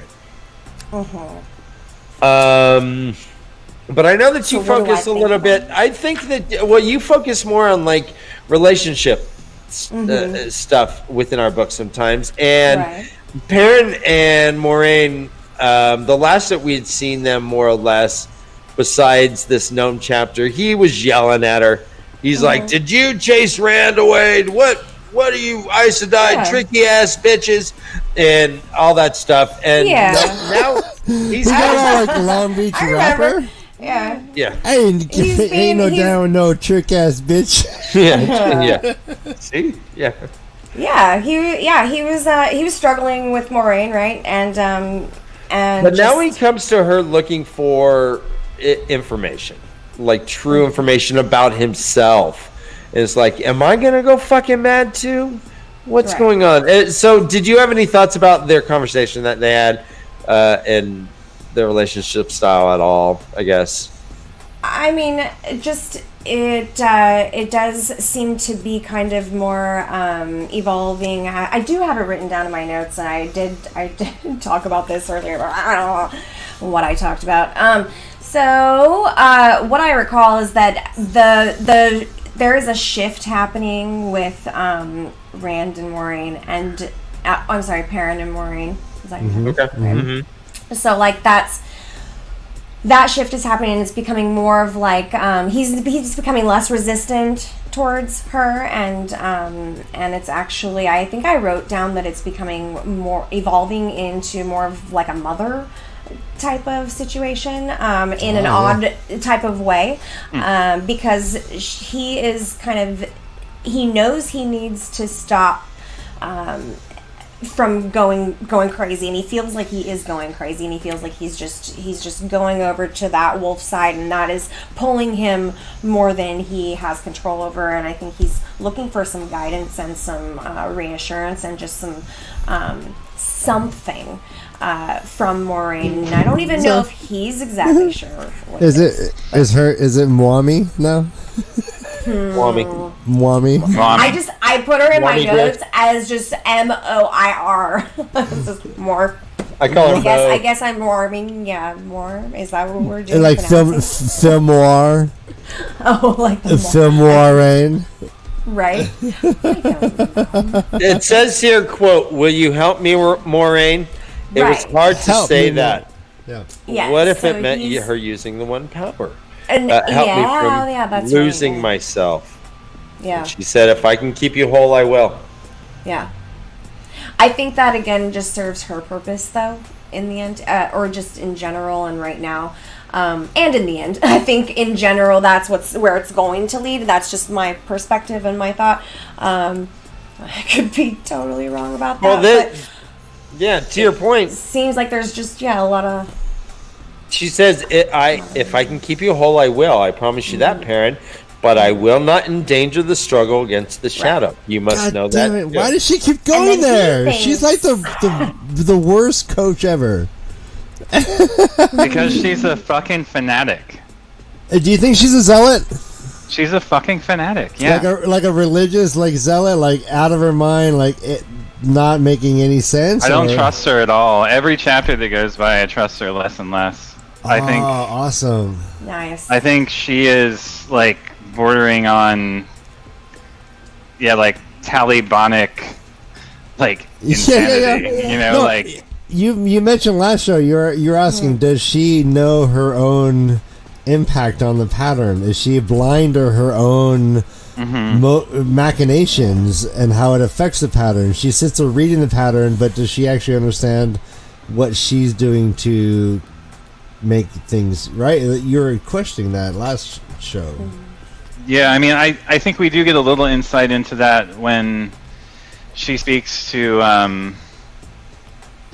her friend, the head of the Aes Sedai, that there is some machinations of like them trying to steer destiny here. But does she see that as her role within the pattern, within the turning of the wheel, or is that something she's doing of her own volition?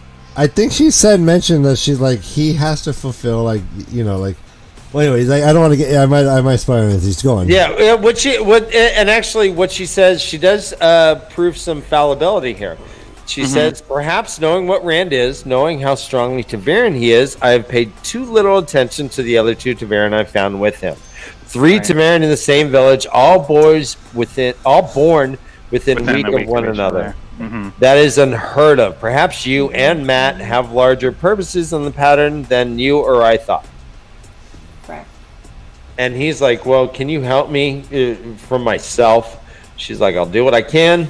Yeah, and he's like, "Can you do that funky dream thing you do with Lan?" She's like, haha, chuckles. She's like, "I already have a warder, Perrin." He's like, "You know what I mean." I'm not a green Aja. I know. She says that. I'm being vulnerable, and you're Something being like that. weird. Well, I think I said something about this a couple shows ago about the Aes Sedai taking away the sexuality, the desire from their warders, right? Oh no, I don't I know. missed No, that. I No, may yeah. have just spaced out. Not the Greenosh, obviously, but I said something about, I think you asked something, Ryan, about whether Lan had desires, sexual desire, and I said that I think that it's taken away, that Moiraine essentially, or the Aes Sedai, takes that from their warder as part of the burden that they carry in protecting them, and sheltering them, shielding them. so where do they put it? They use it, they redirect it, I imagine, into protecting. I mean, they use that energy any way they can, right? Well, Selfishly. and if I were creating the perfect bodyguard, he would be asexual. Right. Or eunuch. they, I'm sorry, they would be asexual because No, they would be a eunuch, because right? if they're hitting on attractive people around me or being distracted by anything or They- any of Have that, laser focus. They ain't taking a bullet if they want to take that later. Sorry. What? I said, I'll repeat. They ain't taking the bullet if they want to take that. Wait, you amended it, right? You Did, clarified it. did I? Yeah. All right, so Patreon. Patreon guys.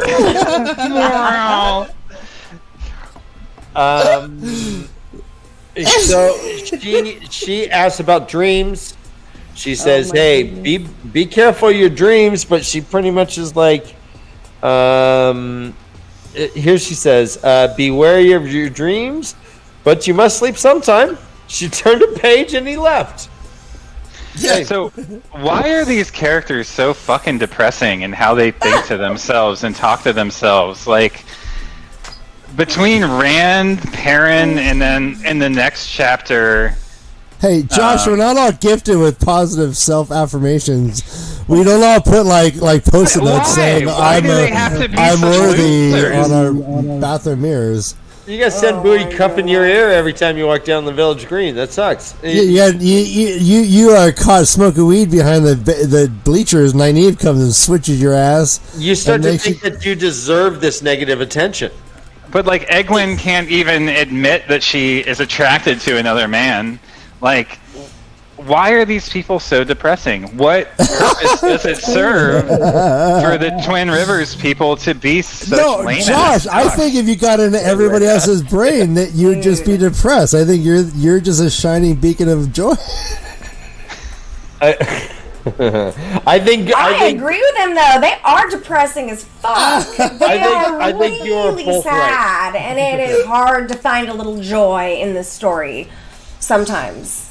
I agree. I'm totally. Oh wait, Josh's you don't side. like it when like the guys blush when someone's like a bodice is low cut? You don't like that? We've got these Isn't that fun? bloody faces. Not for me, but you know, I mean it. Maybe in my 20s.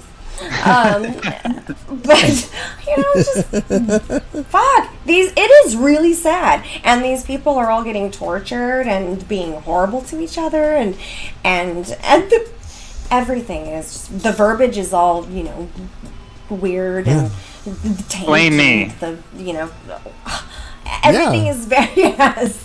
No, yeah. When asked on our Tavern Talk, when asked to summarize Wheel of Time in 6 words, Master Deck said, "The Wheel of Time is sadness." Fuck yes, exactly. It is sad. It Which is turned into like sadness. horny It is- sadness and pervy trauma. It got weird. Well, but- with a little spanking Yes. and a taint and jerking erect. I mean, it's just very perverted sadness.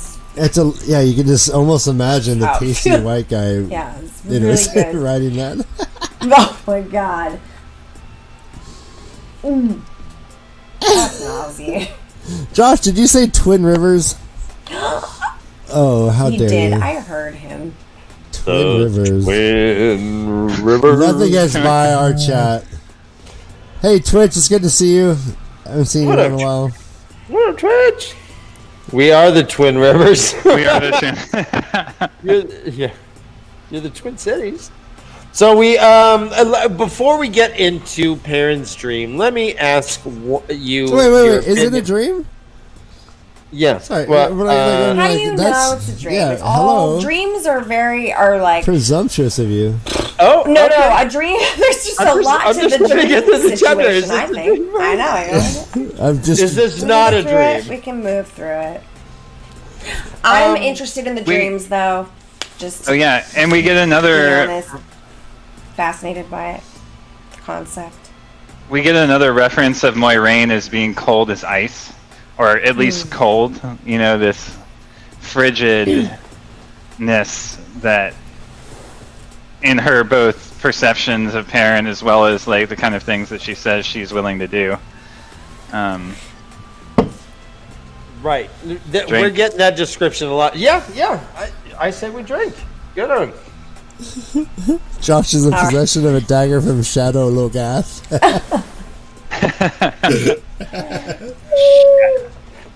All right. So before Perrin, what I presume goes to sleep and has a dream, he thinks about the wolves and he says, "quote What I need is a city," he muttered. "That would keep them at bay." Do you think that is correct, or would be an effective way to avoid? Wolves do avoid cities. What do you guys think? I think what he needs is a steading. Oh, so let me ask you: would he feel the wolves? Could he? Do wolves go in steadings? I'm imagining no, but that's just me making a really big assumption. Giving them somewhere to call home. Okay. Okay, let's jump into the dream. He says, he's like, hey, if anything, it says, he laid down fully clothed on the lumpy bed, and then he goes on, his last thoughts before sleep came was that if anything would keep him from deep sleep and dangerous dreams, that mattress would. Guys, that's just a reminder just how important it is. Village mattress, We don't baby. need to jump into it, but we can. Oh, yeah. But guys, mattresses. That was I read that and I did a little happy dance. Guys, quality sleep does matter, even for a big blacksmith. But he jumps right into 67 degrees. Is that your sleep number? What's your sleep number, Josh? Oh no! Hey, that's personal. My sleep number is on my. For some reason, Dan can ask. Once you asked, I was like, "Hey." For some. Okay, that seems like very much a double standard. All right, so let's talk about the dream. He jumps into a dream and he sees a wolf that he recognizes as Hopper. He's like, "Run, brother, run!" And they start running. Run, Lola, Run is a great movie. Yep. He's like, Hopper's dead, but Hopper's in the dream. I don't know what's going on, but I'm doing it. Suddenly he comes Ryan, you really show your age, buddy. Because I like techno. Just kidding. Yep. No, Josh, we started off this show with a running joke about the Cannonball Run. If you want to talk about aging. yeah, exactly. Yeah, Dan does a great Don DeLuise laugh. I was pulling mustache hairs right out of Ryan's face. And I was Come here. Yes. And I would just slap him. See, I know my audience. All right, Twitch. I know my audience. Josh, how dare you? So, what do we take away from the fact that Hopper is dead? Well, you tell me. Well, The fact that Hopper's dead and in the dream? Yeah, like, can wolves not only transit dreams, but also the afterlife? Well, what do you think about, I have a follow-up question to that. What do you think Lay it on about me. wolves being possibly, the dream, or like being dreamers, or what is that what they're called? Yeah, dreamers. Aes Sedai. Mm-hmm. Yeah. Yeah. I mean, is there anything to that? Oh yeah, like, dreamers- so is Perrin Is a it dreamer? intangible? Able to Well, be here's manipulated what it by the reads rules? here. I guess those It are all says- different questions. It says, according, and this is Maureen speaking. He said, according to her, wolves live partly in this world, and partly in a world of dreams. A world of dreams, he said, disbelievingly. A world of dreams? Is that disbelievingly? Or is it a world of dreams? Zoinks! Maureen gave him a sharp look. That is what it said, and that is what she wrote. The way wolves talk to one another, the way they talk to you, is in some way connected to this world of dreams. I do not claim to understand how. She paused, frowning slightly. Dreamers sometimes spoke of encountering wolves in their dreams. Right. Yeah. So, and that's dreamers with a capital D. Those All with right, talent. Zach Yancey. There are no thoughts loony enough for us to broadcast live onto YouTube. Zach, who is the? I think he's saying Patreon TAVERN of the Way of the Leaf Show. Oh no, the patron TAVERN. The patron Patreon? No, Patreon. Okay, we'll say Patron. Patron? I love Patron. Silver or gold? Go. Silver. Silver. Silver. Yes, silver. It's a quadruplet. Lime. Yes. Oh, all of it. all of it. Extra everything. Neat. Holy shit! Baby, All right. that's you and me, Josh. All right, brother Dan. Then we need a Patron Silver for watching Larry on 7 a.m. All right, I'll get some Patron. I'll get some Patron Silver. I was gonna do vodka, but if we're going Patron, let's do it. No. I do weird things on tequila. On tequila. Yep. Perfect for saving the children.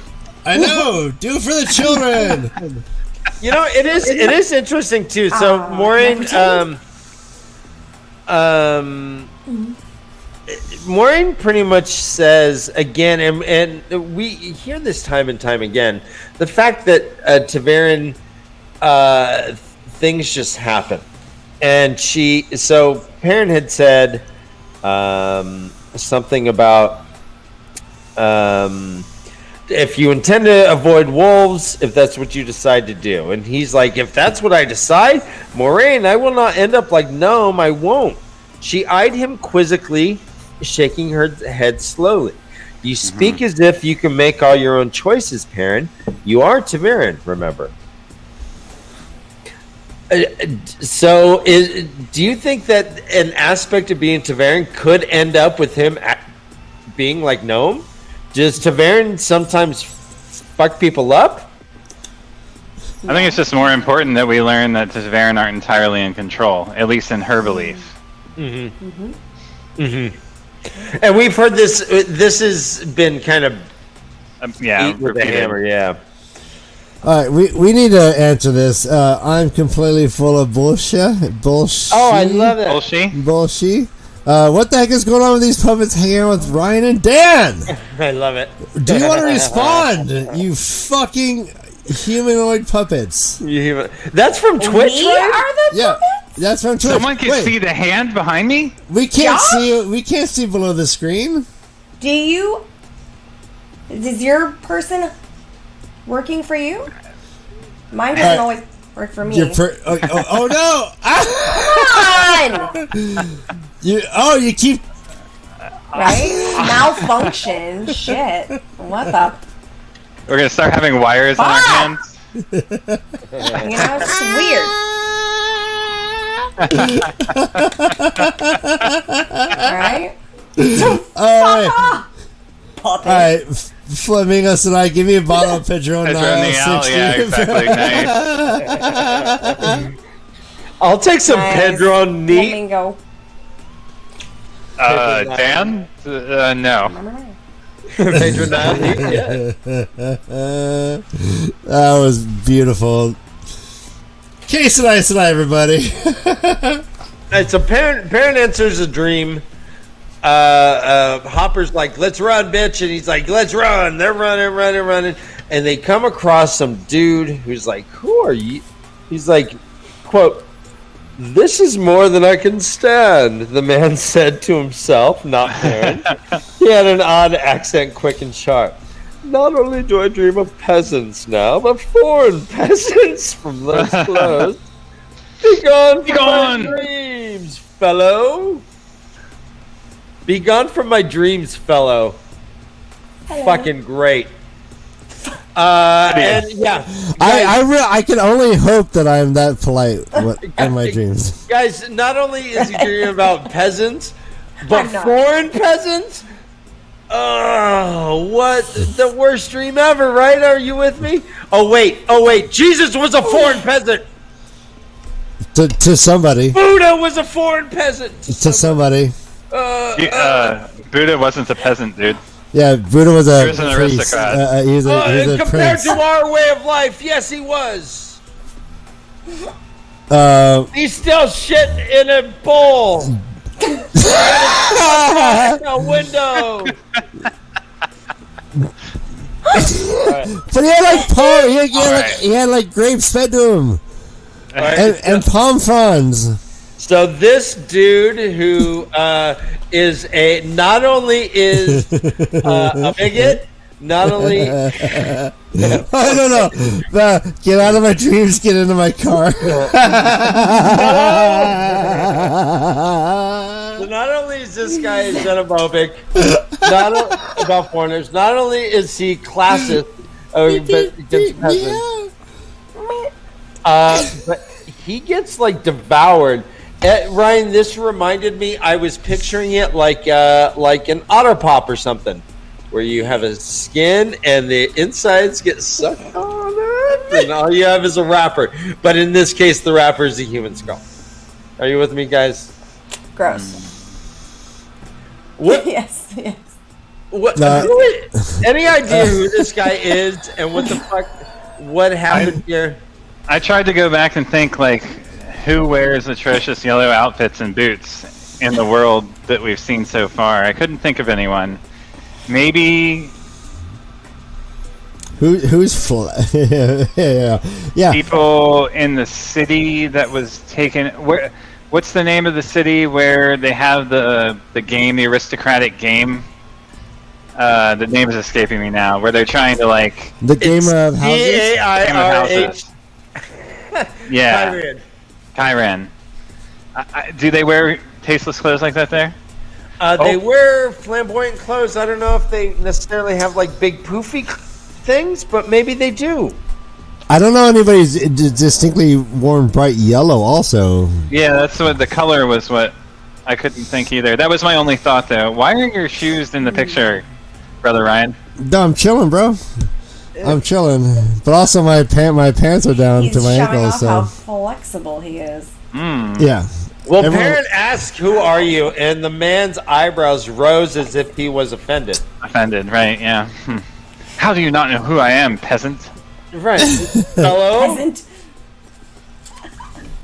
And then he gets sucked out through the soft spot in his skull.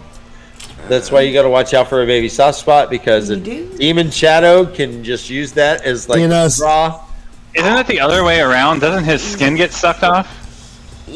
And his soft skin spot gets sucked off, and just his body, his meat is remaining. Well, I think all babies need to watch out for Josh. Here's what it says: the strips of shadow around them writhed. One detached from the ceiling at one end and drifted down to touch the strange man's head. It appeared to tangle in his hair. The man's eyes widened, and everything seemed to happen at once. The shadow jerked back to the ceiling. Of course it jerked! Overhead, trailing something pale. Of course it Wet jerked. drops splattered Why? Parent's face. A blown, rattling shriek shattered the air. Perv. Frozen, Parent stared at the bloody shape wearing the man's clothes. That's his body. Screaming, thrashing on the floor. His skin's in the air. Unbidden, his eyes rose to the pale thing like an empty sack that dangled from the ceiling. Okay. I thought he got sucked out. I thought it was the reverse. Other way around. Dangle. So they just ripped his skin off. That's hard to do. Like One piece. In one piece. Well, I mean, if you're really gonna pull the Band-Aid off, No. like in Game of Thrones, you know, Ramsay Bolton is flailing people like one little slice at a time. You might as well just pull that Band. Dad, go with me! Jesus Christ! I'm here. I was reading. Sorry. Sorry. You're leaving hanging. That was the best joke ever. Yeah, Dad. Yes, and he had blue eyeliner. Actually, that's a good question. Do you think this shit will be on the show? Could they even possibly try and convey something like that? Just skinning a man alive. Yeah. Didn't even take his clothes.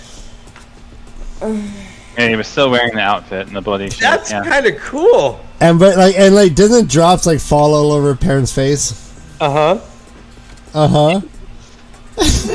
You sound so happy. huh. It totally does. Like all over his face. It totally does. Like, Well, the shadow jerks. The shadow jerked, and they were pale, it just rains all over his face. pale wet drops from the jerked skin. From Crazy. the jerked skin. He hates these hands. Twitch Avery says they're perfectly sucking off the skin and leaving the meat. Perfectly sucking it It's out. pretty kinky. That is Robert Jordan's brain right That there. is Hey, it. I think I took that shadow to prom, if you know what I mean. There's too much happening here all at once. Alright, let's move on. Let's move on. So he sees this gross shit happen. He's like, wake up, Bernie, wake up. Why'd you put the keys up on the table? You wanted to. Use the keyboard! What is there for? Anyway. He jumps to, he comes across some woman. Says there's a woman, like reading an old scroll of frowning at a tattered manuscript. Doesn't he literally come upon a woman? He came abreast. He came abreast. Okay. How about? What the fuck, right? Well, he doesn't want to get her pregnant.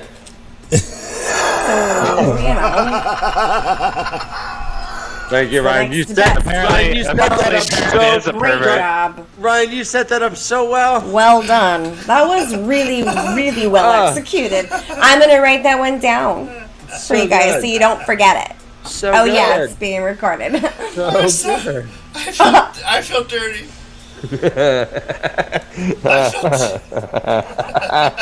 I didn't want to do it. All right. Yo, didn't he come upon her? I'm all, no, he came abreast. All right. I mean, the second time. in the interest of factual accuracy, I have to answer. Nope. So, all right, we should move on. So, anything to say about this woman he comes across? She's like, He recognizes her. It's Lanfear. okay, you think it's Lanfear? Lanfear. It's a beautiful, black-haired, black-eyed woman. Clothed in white and silver. That he came abreast of her on. She has black eyes because she just got a nose job, and sometimes that's part of the healing process. She's like, "How dare you see me?" Wait, no, but what is she doing? She's doing shit, right? Frowning at a tattered manuscript lying open on a table. She says, what are you doing here? How did you'll ruin things you cannot begin to imagine. And then we go into psychedelic space all of a sudden. This is like a great passage. Dun dun dun dun dun dun dun dun dun dun.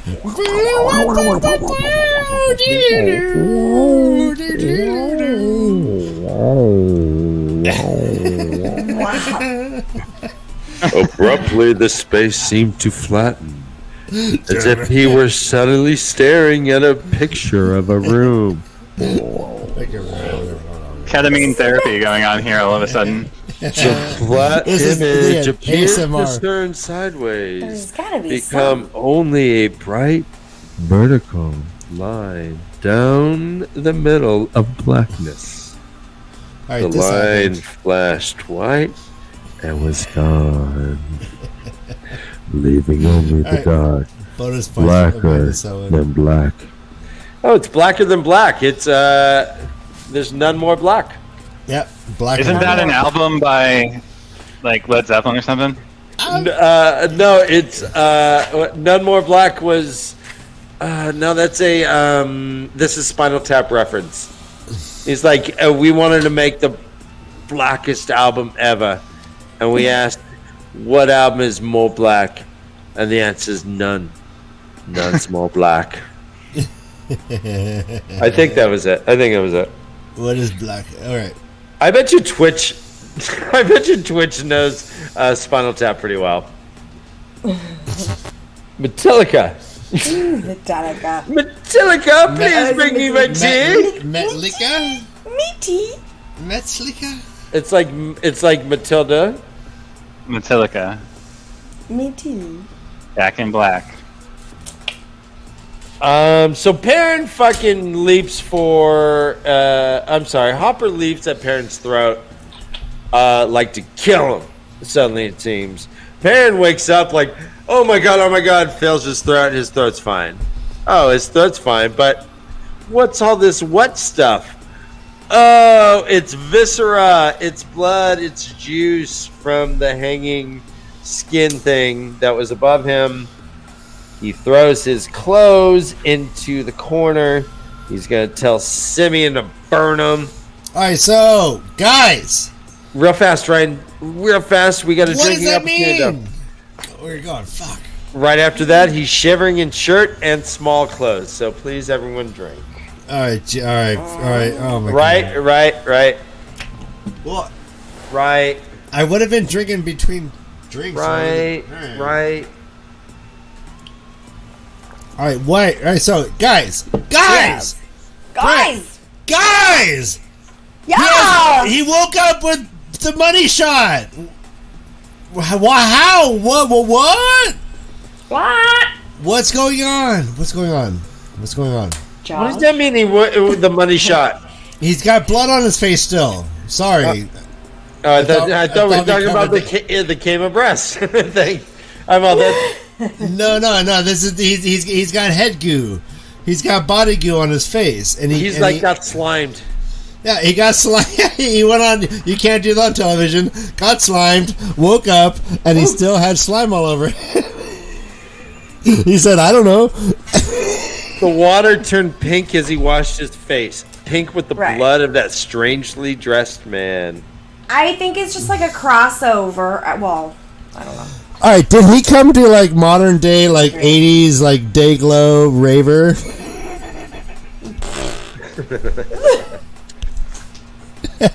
Yep. I'm glad we stopped that, right? Bright yellow? Yes. Anyways, I mean, they emphasized bright yellow, correct? Yeah. It made me think of day glow. Sorry, I thought it was funnier than. That's right. It's all right. No, Hey! I totally missed it. It's You know swing and what? a miss. I think that guy was a crossing guard. Dreaming. He's like, fellow, wait, I need to get my sign to help you cross the road. Foreign peasant.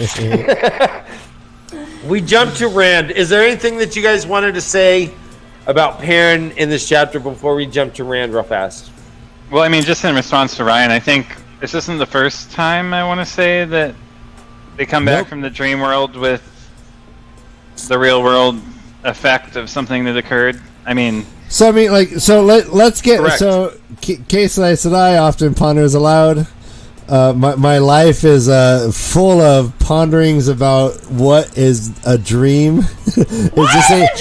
Is this a dream? Is this a different kind of dream? Where is this dream happening? Is this the same as the MC Escher world? Is that a different type of dream? Like, what is going on? Let's talk dreams. Now we got wolf dreams. I mean, wolves in the dreams. Like, what's going on with the dreams? well, there's a dead wolf here, wherever it is. hey, there are dead wolves. And foreign peasants. Whoa. Yeah, I don't like to think about it. I know. You want to make me cry live? That's really sad. But, it's true, and we have, this, well, maybe not dead, maybe he's, I don't know, in just another part of the wheel. Maybe he's in some sort of parallel situation. We don't really know what happens yet, or, like, what type of...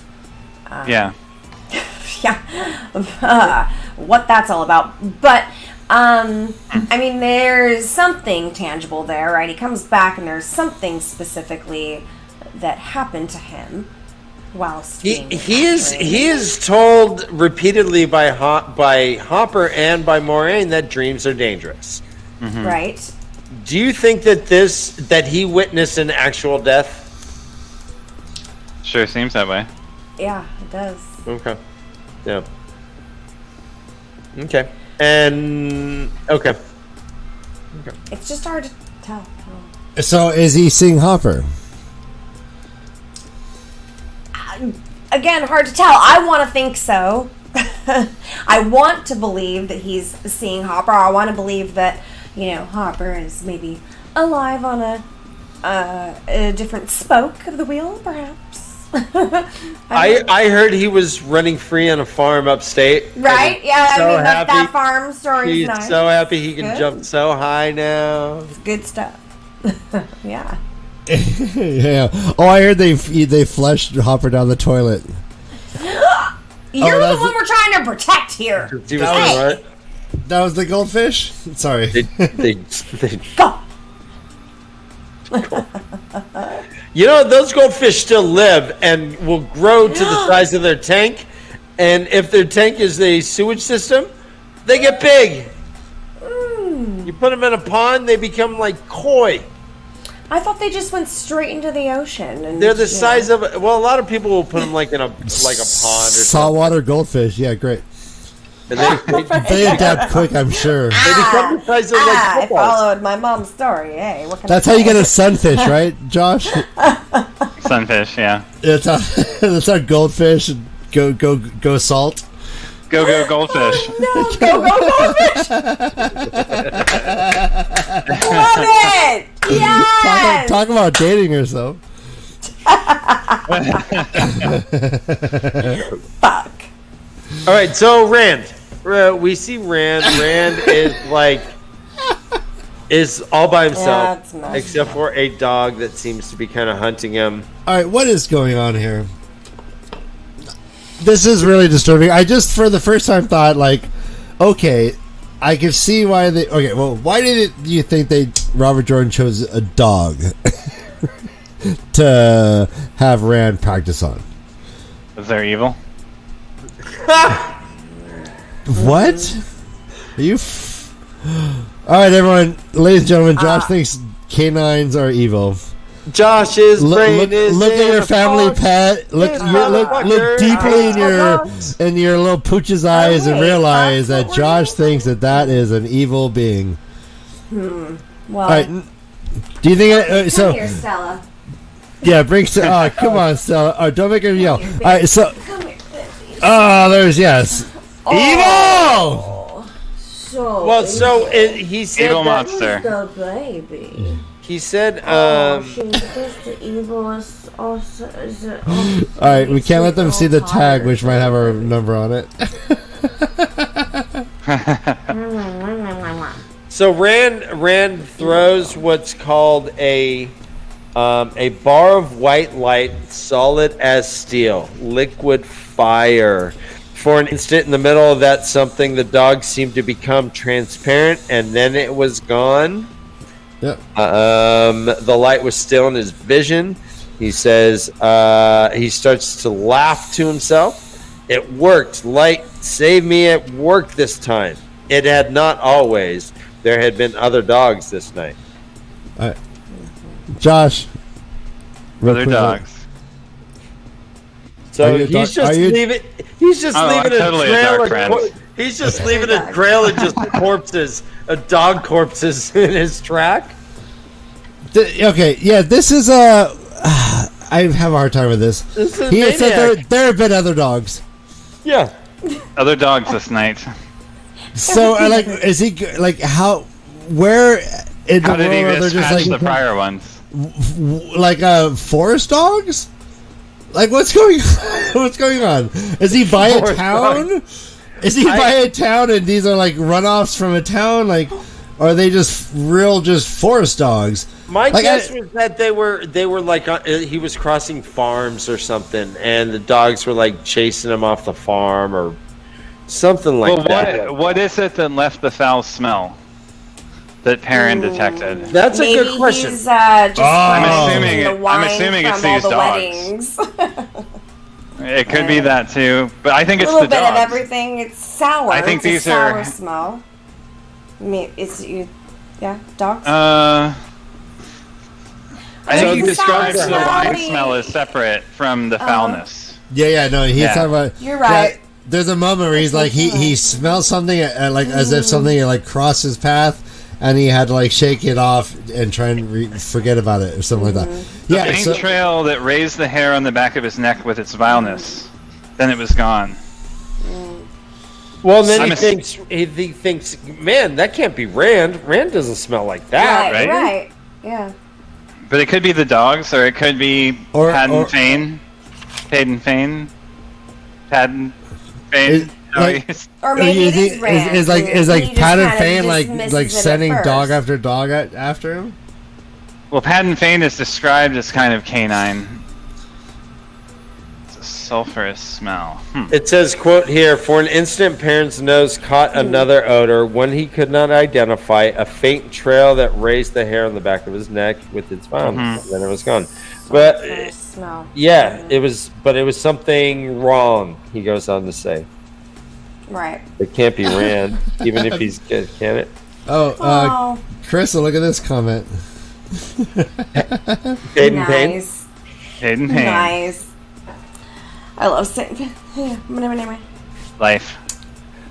All right, Life, yes. Love life. Life, Pain, yeah, St. Vincent. Paid. So I have a question. It It says, in the distance to the west, a dog howled, a shivering cry in the silent night. Rand's head came up. He peered in the direction as though he could see the dog. A second dog answered the first, and another, and two more together, all spread out somewhere west of him. Now, we have seen canines react to the death of one of their pack. Yep. Were these dogs reacting the way Morning Mist and Perrin was reacting when one of their number died? So I think there's We also see wild dogs hunting in packs and living off the land, attacking little children. I mean, this isn't Wait, what do you mean we? Who's this we shit? in the real world. Like in your On world? Earth. On Earth? Wait. Like Where? feral dogs? Feral dogs? Yeah. I'm kidding. Hunt No, in packs. you're right. No. You're right. Yeah. Exactly. Attack people? I mean, it's not that hard to imagine. I was always thinking it had a lot to do with just what preceded it, which was Perrin's entire narrative arc around wolves. And then all of a sudden we cut to fucking Rand, But they're not wolves. They're dogs. I know, but which is interesting. Like I was very specifically like close, but not wolves. Yes. Right, but they are reacting. But then there's a whole thing, just like the wolves would react, like he is seeing like this kind of rippling effect of the dogs kind of howling, which is why does he know they're dogs? Why are they not wolves in the distance? I don't know how he knows this shit. Anyways, what do you think of Rand right now? What do you guys think of Rand?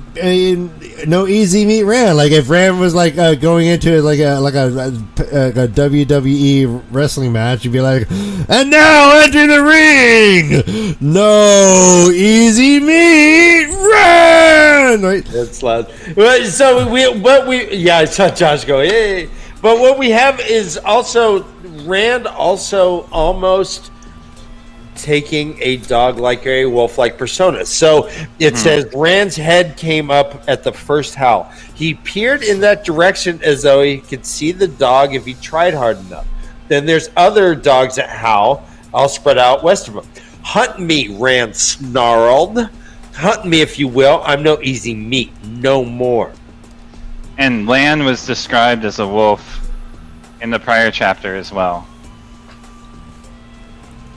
When when Moiraine was about to snap her fingers to kill Simeon, he's described as coming up like a wolf.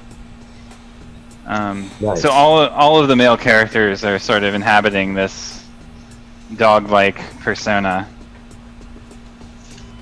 Nice. Anything else we want to talk about? The warder had an air about him of a wolf about to leap. Yep. Yeah. Like Hopper. Land. Yeah, exactly, Hopper. like Hopper. Yeah.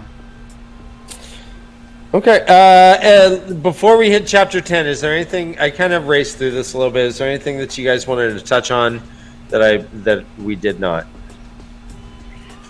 Just the parallels with Saidin and Saidar in the way that Rand describes leaving contact with it, with the one source, the one true source.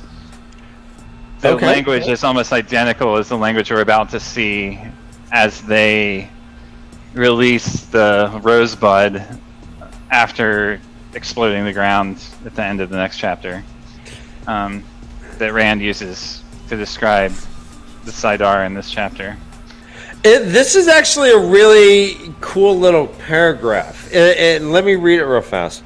The one power pulsed in him, and his stomach, twisted with the Dark One's taint on Saidin, wanted to empty itself. Sweat beaded on his face despite the cold night wind, and his mouth tasted full of sickness. He wanted to lay down and die.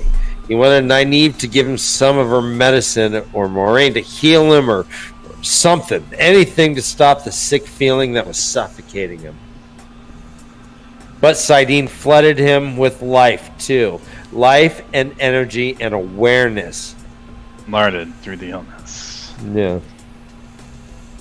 Yeah. Reluctantly, with infinite slowness, he severed the contact with Saidin, gave up its embrace as if giving up life's breath. The night seemed drab. The shadows lost their infinite sharp edges and washed together. Yeah, I mean, it's very similar to the description that the Aes Sedai and the trainees use. The description of the shadows too. It's like kind of, when you're on acid or something, things are more crisp, or like these weird lines are defined, and he no longer is a part of that little. I don't know. Anyways, so you've heard. I've read. Joe Rogan said it often. Hey, bro, DMT. You heard of it? So let's jump into Egwin's chapter here. Secrets. It has the sublime sun tattoo, and on her lower back. Yeah. Nice. Yup. She is still. Egwin is still dealing with the trauma of being kidnapped. In this first page, she is thinking to herself, only in Tar Valon could she find the training she needed, the training she had to have. I will never be collared again. She put the thought away, but it came back, turned and about. I will never lose my freedom again. Mm-hmm. So she tries not to even think about it, but there is a PTSD going on. Absolutely. She is traumatized. And another dog reference. Collared. Yeah. True. And that's, yeah. Shit. Yeah. We got a drinking, our last drinking mandatory drink here. I can't. This has been a lot. It's one more. I will for the show. There's only been 3. Oh. 4. 3 or 4. I thought you had to do the whole can. But you know what? No, I thought each one was just like we're chugging like in Ryan's like popping the bottom with a nail, just like. Yeah, no, I've been like, What? yes, I've been. You tell me shotgunning this no? he's just stabbing and 6 And when you seconds. say shit. You guys are sipping. oh so daintily. Whenever Egwin, so just to keep people up on our drinking game, I don't remember all of them off the top of my head, but whenever Loyal says the word TAVERN in answer to anything, whenever any Aes Sedai refers to, just defaults to the wheel, weaves as the wheel wheels. Whenever land is described as having a rock, a stone, Or anything, or a hard on. And I think there's a couple more, and whenever Egwin talks aloud to Bella. And whenever Dan you can surreptitiously make him up on the spot, Dan. Yeah, like you make up these rules, but like whatever, like. I don't remember. Hey, it's your game. You play. All right, if we get like more than like 7 Ks, Brent Weber says drink. Yeah, I think we should just drink because this guy is yelling at us to do it. Drink. All right. So we drink. Well, I mean, we do it only because Egwin has decided to speak aloud to her dog. She says, "I swear I will never wear gray again, Bella."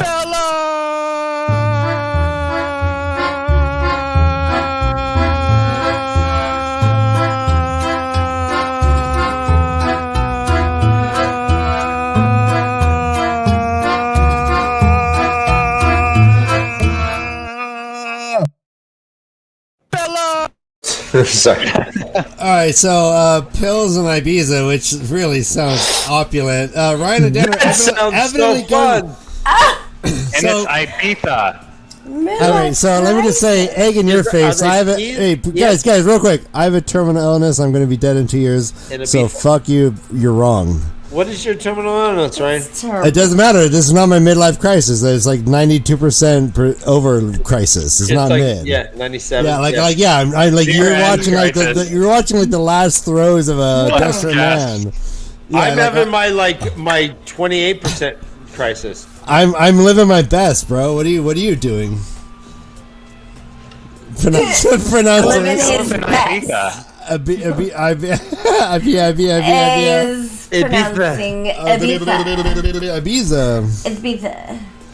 All right, that's how I deal with. Because actually, so I had heard that the king of Barcelona was Sylvester the cat. And so everyone started in Barcelona started talking and saying Thuffer and Thuckatash whenever there was a Z. So Ibiza, Ibiza. La Isla Bonita.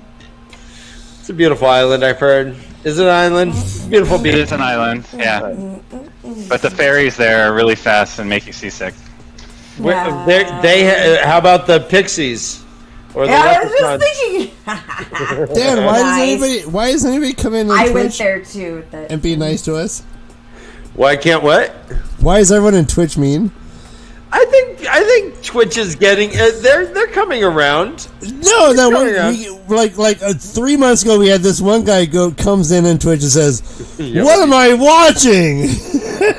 All right, fair enough. And that's all. And then we have like three months of silence, and then now we got this craziness. We got where they call our beautiful first time readers puppets.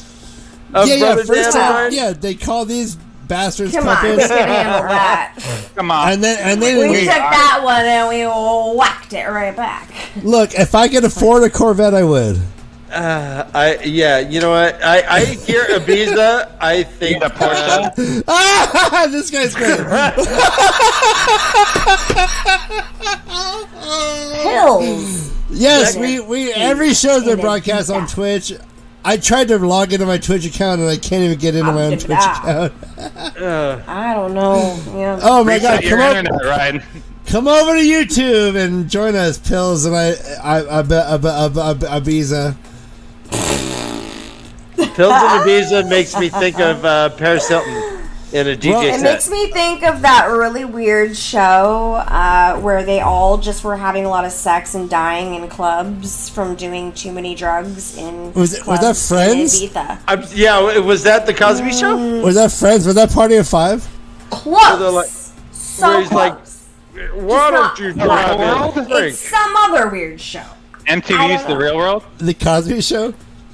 Josh, That's you what I nailed said. it. That's exactly. Oh, No, yeah. Dan said Cosby Show. It was close, but Josh definitely got it. Oh, it was a Bing Crosby show. It's just the real world. Oh. In Ibiza. Ibiza edition. Ibiza. Where we stop being polite and we start being real. It was Right. Real world, San Right. Francisco. The real That's world. why Twitch is so mean, Ryan. Because they're real. They're just it's like authentic. if I went to Ibiza, this is what I would imagine they treat me like. Well, if you're on pills in Ibiza, you probably are feeling pretty good. Just Right. I've been I can close. imagine. If I got invited, I'd be there anytime at all. I'm sorry. All right, let's move on. I'm trying to. I love you, Dan. Brother Dan, everybody. Well, hey, yeah. You're amazing. The Dan. All right. Brother Dan. Kieran is not feeling comfortable in this whole situation. They're on their way with Varen, Egwin. Dan, have we ever seen Kieran actually comfortable though?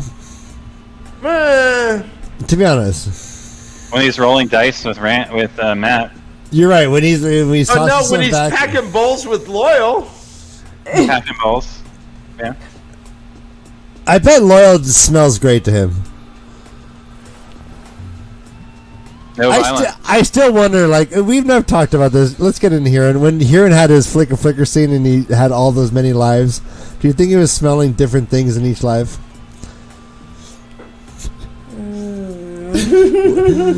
And if you think about the possibilities of things he's had to smell, in one life he had COVID and could not taste or smell anything. this is amazing! I cut him down.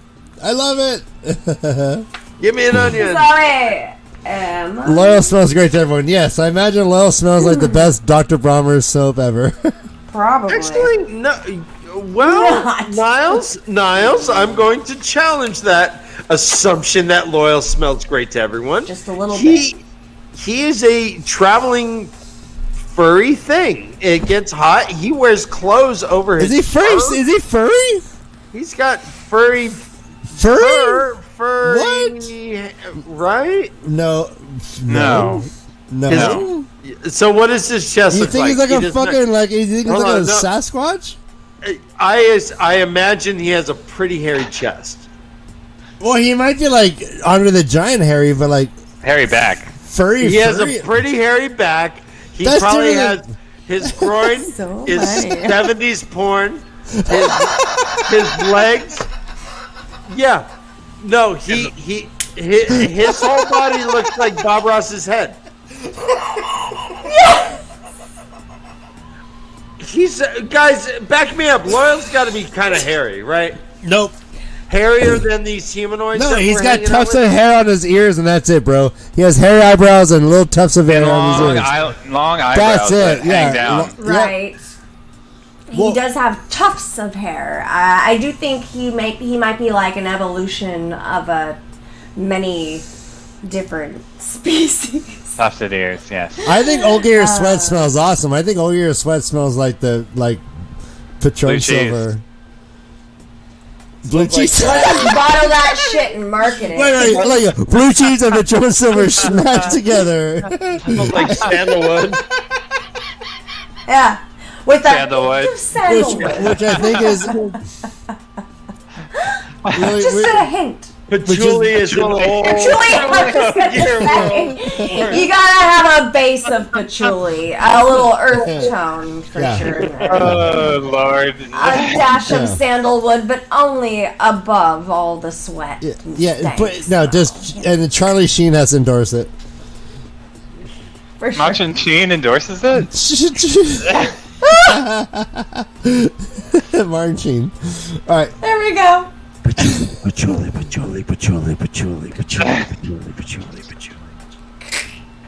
All right, we're talking about chapter 10.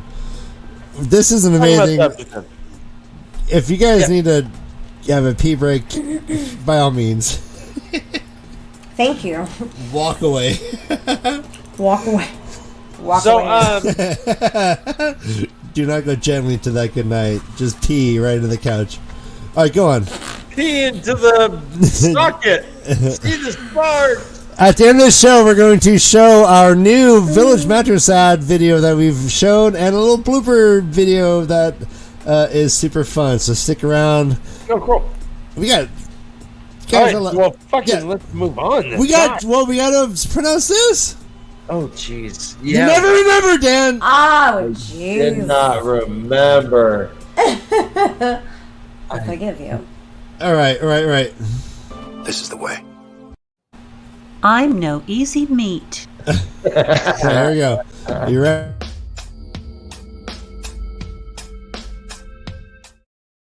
All right. Oh. Yeah. Guys, Thank you. chapter 10. Chapter 10. If I'm am I going first? Yep, go first. I'm just gonna go. River, Aranin.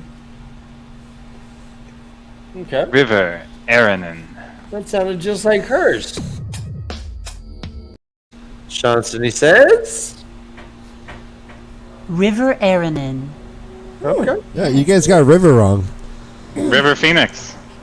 All right. Let's get a little controversial. Yeah, River. For the first time ever, Dan, I'm really nervous. We talked about this. We had many meetings about this. We're finally going to get controversial right now, Dan. I think this is a big step in our show. Go. I'm ready. John. Naive. Oh yeah. This is super controversial. Naive. Oh, well, if Todd was here, he would pronounce it differently. But let's see what does Johnson say? Naive. Yes. All right, so Todd it was a naive. Then that's how I always did it. Naive. In my first read, it was naive because it was AEVE, and I was like, nope, it's naive. You know, I definitely feel like I may have pronounced it differently had I, remembered how I pronounced it in my head. Maybe the first time I read it. When As a wee one who didn't give a shit about the story at that time. Did you? How wee wee is a wee wee? Well, I was super wee.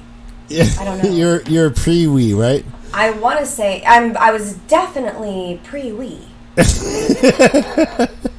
way Interesting. by years pre wee. All right. But I don't know. Yeah. Not important.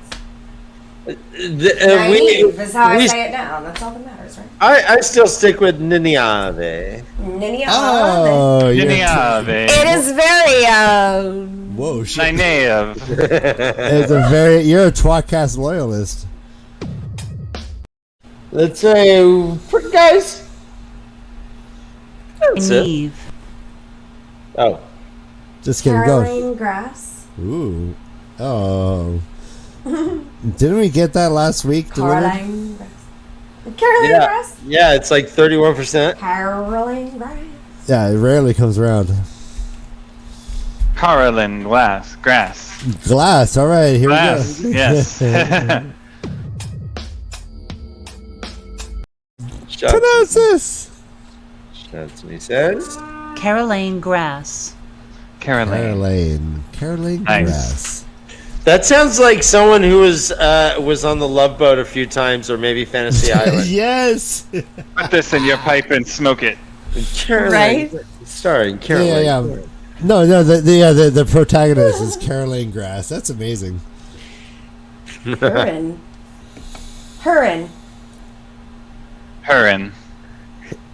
Therein. Hisin. Shows what he says. It's in. Kieran. Huron.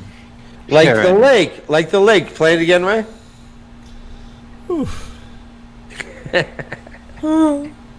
Morgay. Huron.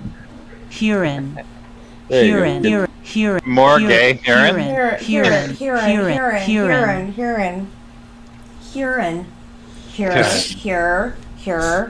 Okay. More gays. So Or do you far, roll the R, or- Huron is my favorite name. I just have said more gays. But. in the book so far. Huron is just so great. As I far say- as the name, or Huron. Oh yeah. It's very More unique. goth. It's not even related. It's not. There's nothing in it. There's no name. Like, what name is similar to Huron? But it works as the name. It's really creative. I love it. I do like Senbui. Senbui is a fucking fun name to say. The name's Senbui? Sen, just like Cenn. All right, you're right. What? I got a soft spot It's not for. Bui. Oh, Sam Bui Bui. And what? Booey booey. Bui bui bouchek moi. Bui Bui Bui. C'est moi. Ryan, didn't I sing Senbui Bui for his? Yeah, she's quoting you back to you, man. Yes. You gotta know your own oeuvre. I forgot it. Wait, you know your oeuvre, Dan. Know your oeuvre. Gotta go. You got a boat. I say- We got a boat. You had your whole family singing that. All right, we've been having this conversation with the same word up on the screen, I think, for quite some time. No, that's I say what more I'm saying. goth. That's Johnson says. Morgays. Oh, like vase? Huh. More gays. And my head canon That one was doesn't feel right. it's always been Morgassi to me. can't do it. I just silent E, more gas. More It's gas. always been Morgassi to me. All right. That's pretty douchey, Ryan. Pretty what? Pretty what? Pretty douchey, Ryan. Yes, you're right. Yeah, Like, yeah. I dip my toe in it and you like slap me down. Right, that was really douchey. I just you're like you're not worthy to go there with me. Camelin. Oh. Camlin. Oh. Chastity says. Camelin. All right. Came. You say Camelin. Well, say I Camelin. should know that. Shit, it's a Robert Jordan book. It doesn't look Of like. course it's Camelin. Yeah, there's no Cam. It's not Cam. Camelin, it's Camelin. It's Camelin. It's Dick Johnson. It is Jerk Erect. Everything's your. It is the Taint. Josh, you go first this time. The Amerlin. Yeah. All right. The Okay, so that's Amerlin. it. Okay. We shall see what. Chastity says. The Amerlin. Ooh, Amerlin. Amerlin. Amerlin. That's like if you don't drink dairy, you will get You almond drink milk. the Amerlin? Mm-hmm. Almond milk. Yup. Like- The Amerlin 2 more, guys. cereal that we had at some point, I believe. Yes. What? Oh, wait. There's 4 words right there. You said 2 more. No, 2 I more Four- cards. That's 4 Let's more. You dummy. It's 2 more cards. I got you, babes. Captain Eamon Mwah. Valda. I don't know. Say it again. Cannot. It again. Eamon Valda. Okay. All right. Lord Captain Eamon Valda. Alright. Sean Lord Anthony Captain says. Eamon Valda. Lord Captain Eamon Valda. Yeah. Eamon. Nice job, Josh. Eamon, Josh, how do you feel being so wrong? How does that feel? He's Does that feel Great okay? as always, Ryan. Alright, last one, guys. What else, sis? Josh. Dane Bornhold. Yeah. Dane All right. Bornhold. Yeah. Yes, Chance we don't- Reese. Dane Bornhold. Bornhold. Yeah, Shansony. Shansony's Dane my girl. Bornhold. There we Can't wait to go. meet that Nice. girl. Lay it on us. Brother Dan, did your skin just get ripped off? No, yeah, I was hanging from the. Did I drip on you? You did. Splatter. Go wash. Go burn those clothes. Blood will Gooey, never gooey, get out. gooey. Don't even try. Don't even try. Burn them. Burn. Burn him to the ground. Burn him. Burn me, burn them. Burn it all. All right, how fast can we get through this, Dan? No, we can whip through. So they're riding up to Tarvalon, and White Cloaks get in the way. White Of Cloaks, course. 20 Of White Cloaks course. come galloping up. Gallop, gallop, gallop. Surround him in like a horseshoe kind of manner. And start talking shit. They're just being bullies. Just They being come up. aggressive bullies. Varen's like, hey, keep your fucking mouth shut. I'll take care of this, kids. And she takes off her cloak to show her gray hair, but her like ageless face.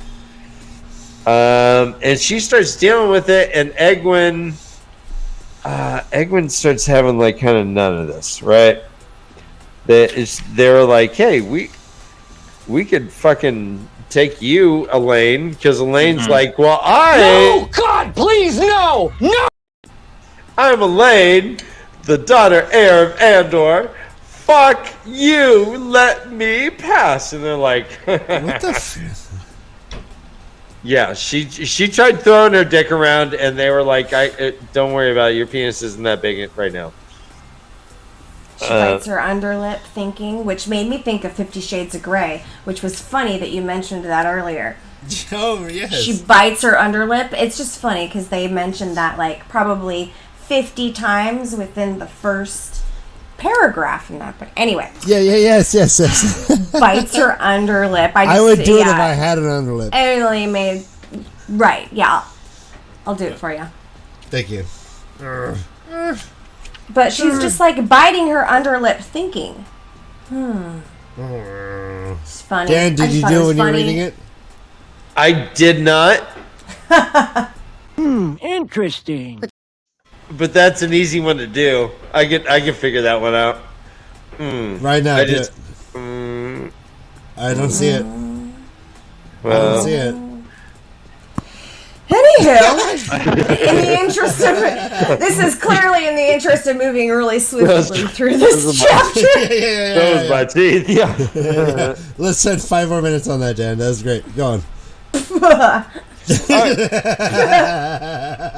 So Egwin, her PTSD kind of kicks in. She's like, "Well, fuck these guys. They're gonna capture me, and I don't want to be captured." She blows up stuff in front of the horses. Nynaeve and Elaine do the same. Boom, boom, boom, and all the White Cloaks except for one run away. Baron's like, "What you did was an abomination!" She's like, "Well, fuck it. I'm not gonna get collared again." They start talking to this one guy. They're like, "Hey," Egwin's like, "Hey, sorry, man. Bornhold. I'm really tired. I've rode all the way from Toman Head," and he's like, "What? Toman Head? Mama?" Dan, where's Tobin Head? All right. Oh no! You know it's almost. Oh no! Oh no! Oh, It's right there. too many heads. It's like right there. No or none. None at all. Just one. Your puppets aren't very anatomically correct. Just one. No, they will if he did it right. Oh no! You're right. All right, fine. Come on, Dan, get low. Oh no. Yes! Everyone's Woo! screenshot. Tucking it. Oh. All right, beautiful. Oh. You see my Falma? You see my Falma? You see my no. I don't. I know. I don't. Nice Falma. All right, Ryan. Why did I do that for 30 seconds? All right, it's right there. It's right there. You gobble, gobble. It's this penis thing right here. It's like All right, get it. All right, yeah. You just jumped the shark so hard. Oh no. I totally gagged on some Falma right now. Some follow. I gave it Tillman Head. Jesus. Wow. Yes. And they say my puppet has a reputation. Ryan. And it does. Make no mistake. We're gonna have to zoom in. This is evidence. This is damning evidence. We're gonna have to crop. I must say. The Fitbit really ties it together, guys. That probably gave me some steps.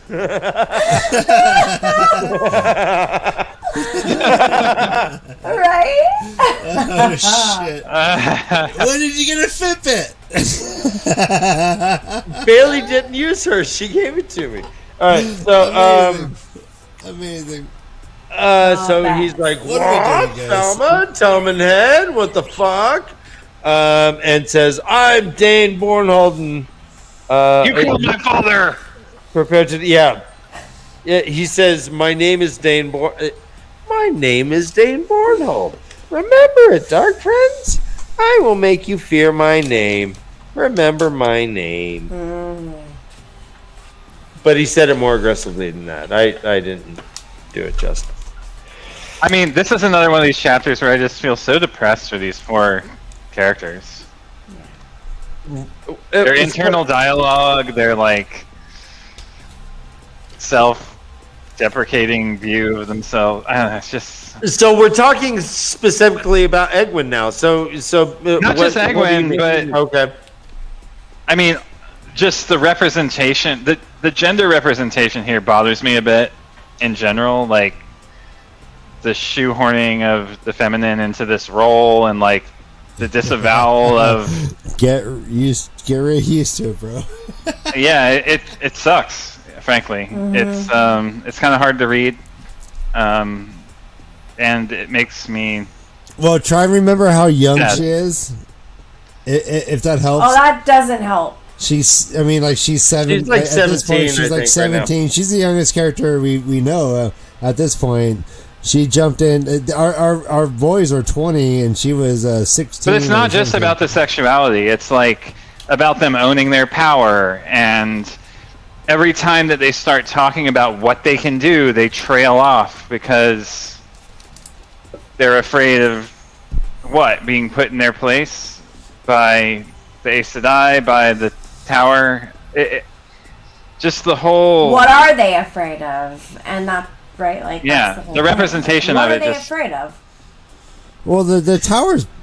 Well, yeah, we'll get into being it. Being stilled is what they're afraid of. But there are 3 oaths. So here, you guys and they are aware of these with 3 oaths. Yeah, we're aware of the 3 oaths, but it's like it's not just about the literal. It's about the representation of it within the narrative and the way the language is used, and like. It's just, I don't know. It doesn't feel good as a reader. I don't know how to say it better. No, I hear you. I mean, essentially, what they're trying to get across, I think, is that even the 3 oaths are part of becoming an Aes Sedai. These 3 women are not Aes Sedai yet, and so are not bound to these oaths. Right, which is why the one is able to tell kind of a half-truth. Right. I forget specifically who, but yeah, thank you. Nynaeve, one of my favorite characters, and I can't wait to see what she does. I think she's got big things in store for her, and I'm excited about that. But anyways, yeah, she's able to say, like, justify her half-truth because she's not a full Aes Sedai yet. She hasn't taken that, that oath, or the 3 oaths. Right, and that's something that I think the girls are trying to not exploit, but are certainly aware of that their freedom that they do have. And Egwene is like, well, fuck you guys, I'm not going to kill you. I did not try to kill them, but they certainly threatened me, and I just blew up shit in front of them. Varen's like, well, that's an abomination, but okay. Yeah, good thing no one saw you because you could be stilled. Yeah.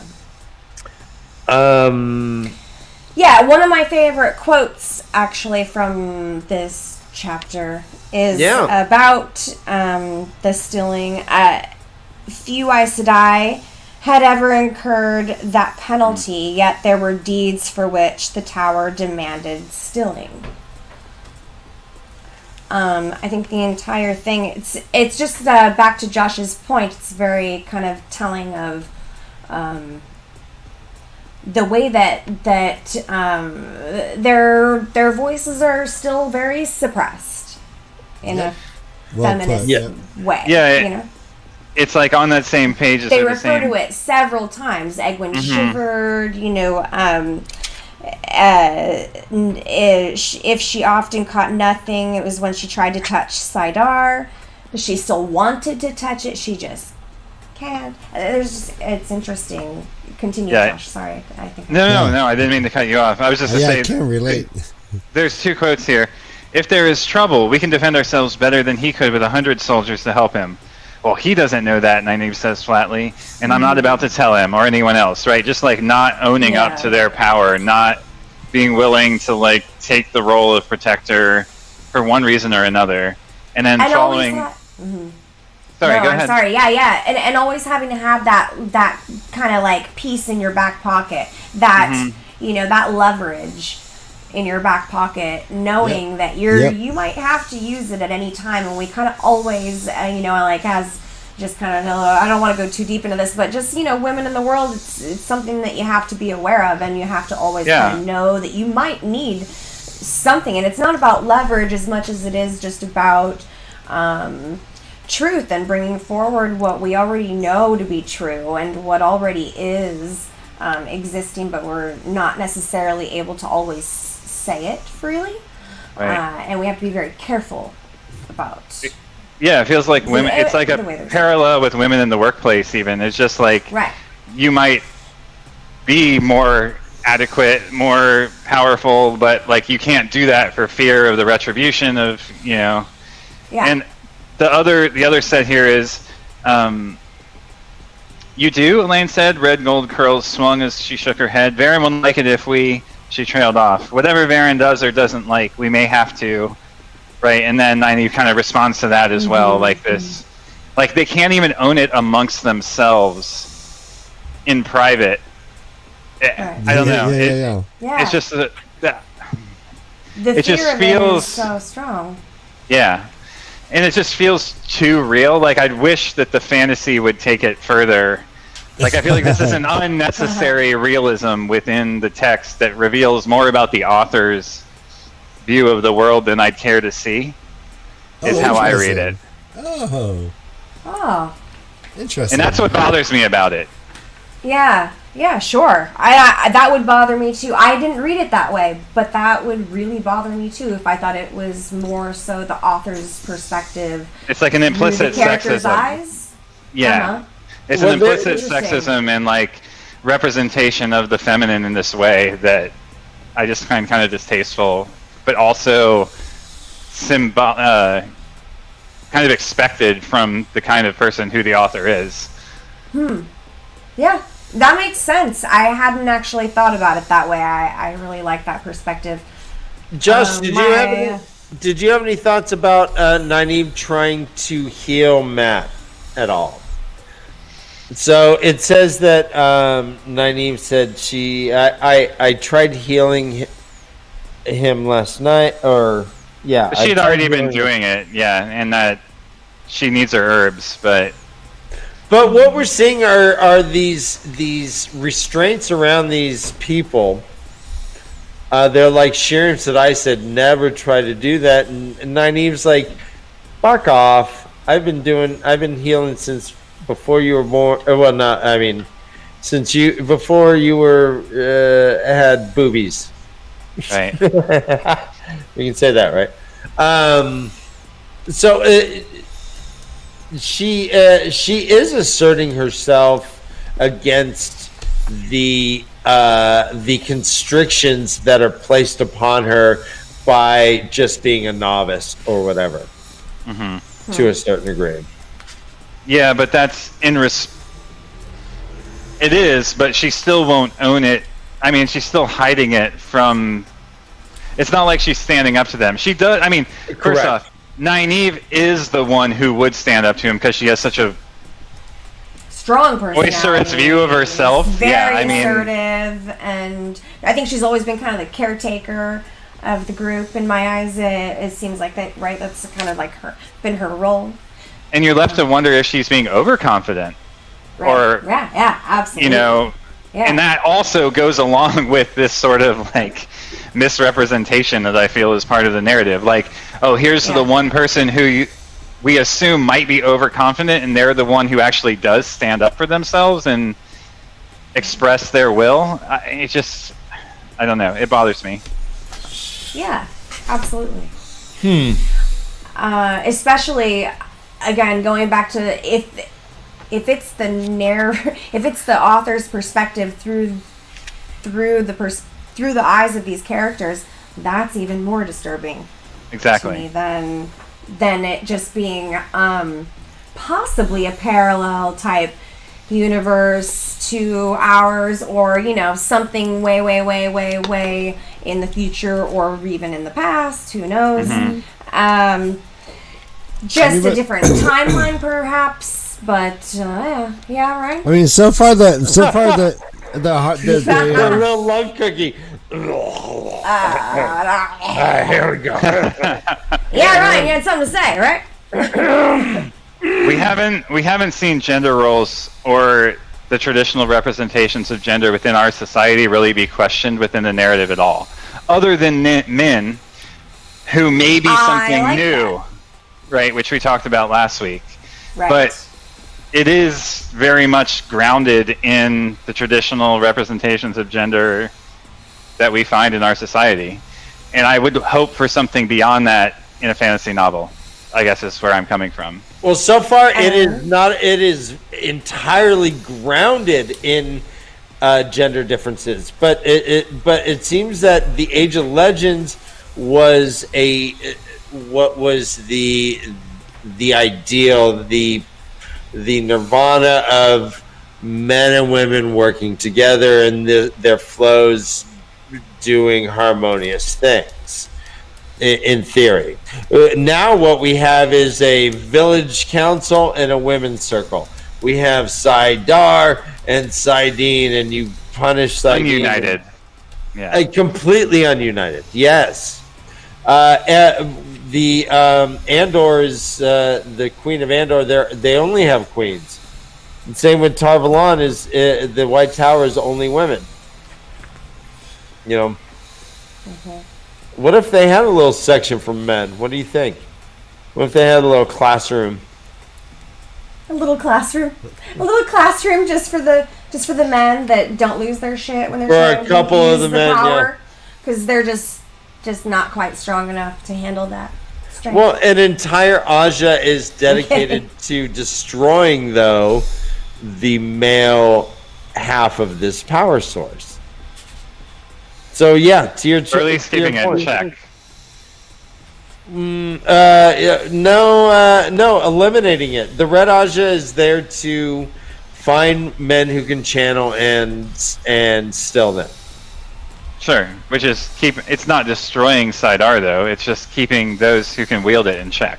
Correct. Okay. Yeah. It's a small difference, but I think it's an important one. Correct. Yeah. But exactly. So yeah, Guys, Ryan. I'm so excited to show something that I just learned when we're done with this chapter. I'm going to blow everyone's mind. I can't wait. Can't wait. So many things are coming up. Everyone stick around, even though this is hour 3. Yeah. This may be the first ever 3-hour for LeafCast. Is it the first, really? Wait, With what? the LeafCast? First time reader? Yeah, maybe, yes. Yeah, this is ridiculous. But how were we? My eyes are This is getting amazing. tired. I do not have my spectacles. I'm so excited. So they pretty much get past Bane Dornhold, or Dane Bornhold. There you go. No, well done. And then are just off.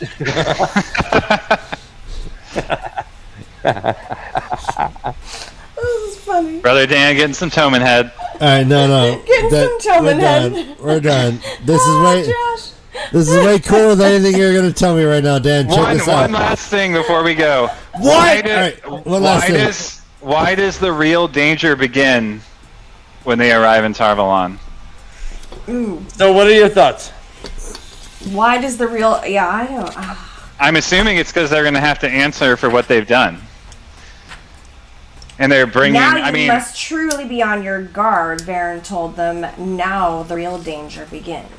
Right, and Varen's in on the Amerlin seat and Moiraine's plot to keep the dragon alive and to encourage his forthcoming. So... Forthcoming.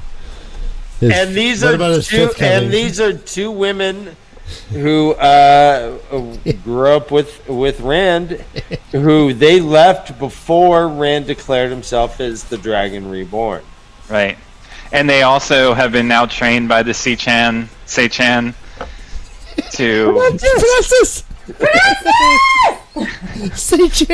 to wield their Sechan, power Sechan. in opposition to the 3 vows of the White Tower. Right.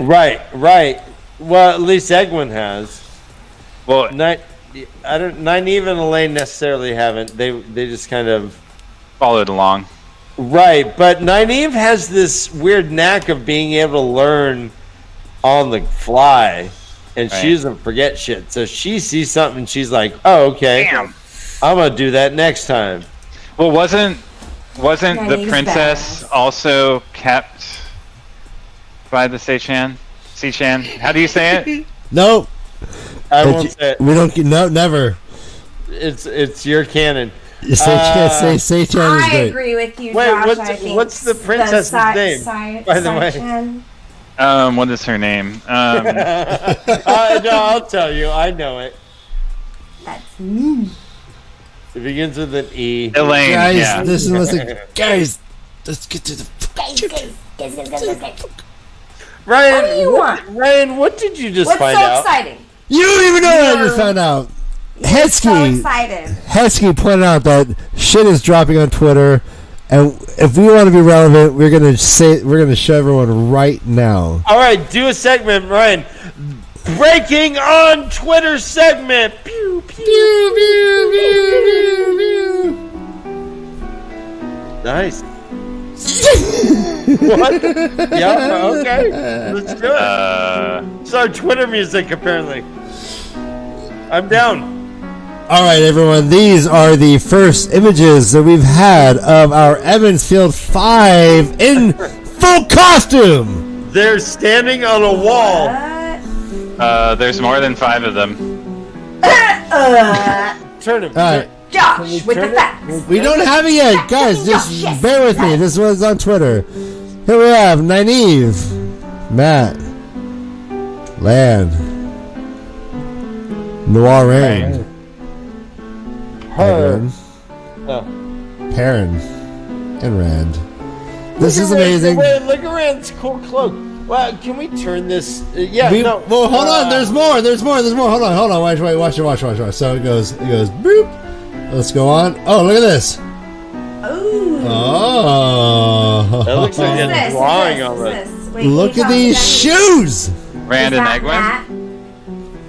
Yes. Oh, nice. All right, so we this That's is two?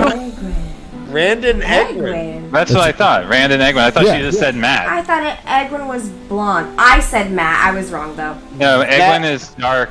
Elaine is blonde Oh, and that's reddish. how Elaine. as- yeah. Yep. Those rocks, those kind of boulders there, are kind of how I imagine things to be around there. Looks So like that's North kind of- Ireland. Yeah. Yeah. This is great. It's very much contextualized in nature.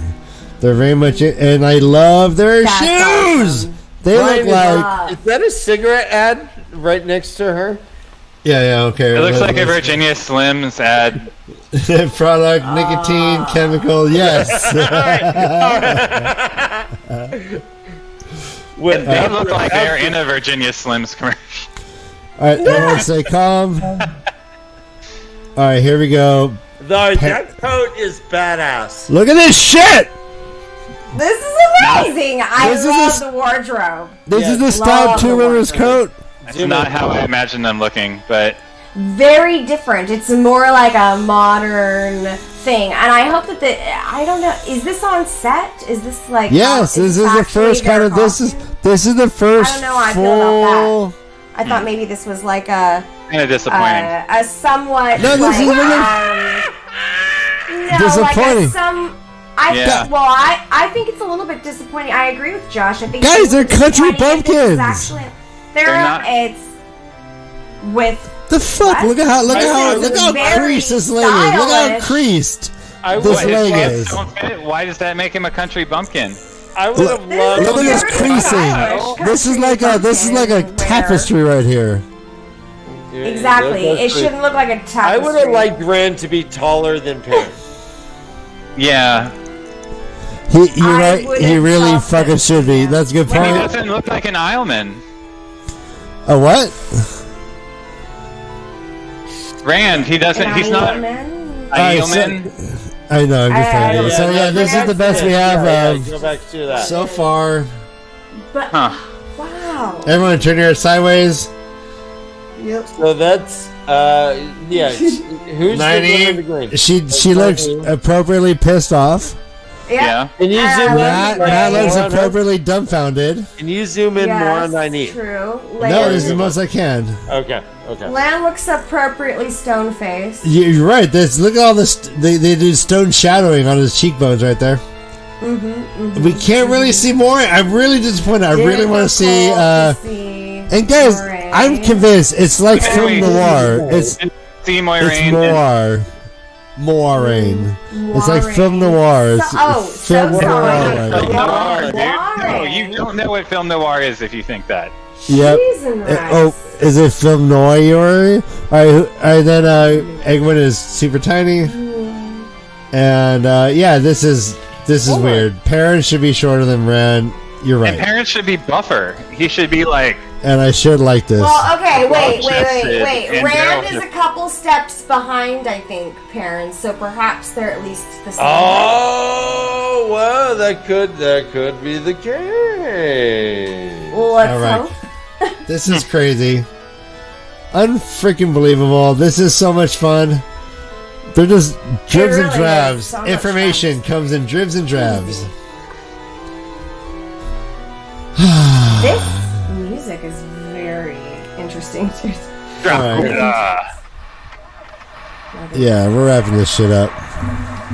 All right, so guys, next week we enter Tarvalon.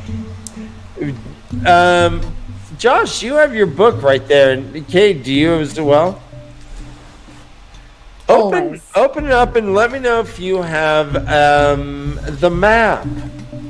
We'll talk about the map, Sir, but here are my notes, so I gotta put those Yeah, down. we do. We do have the map. Okay. No, the map of Tarvalon.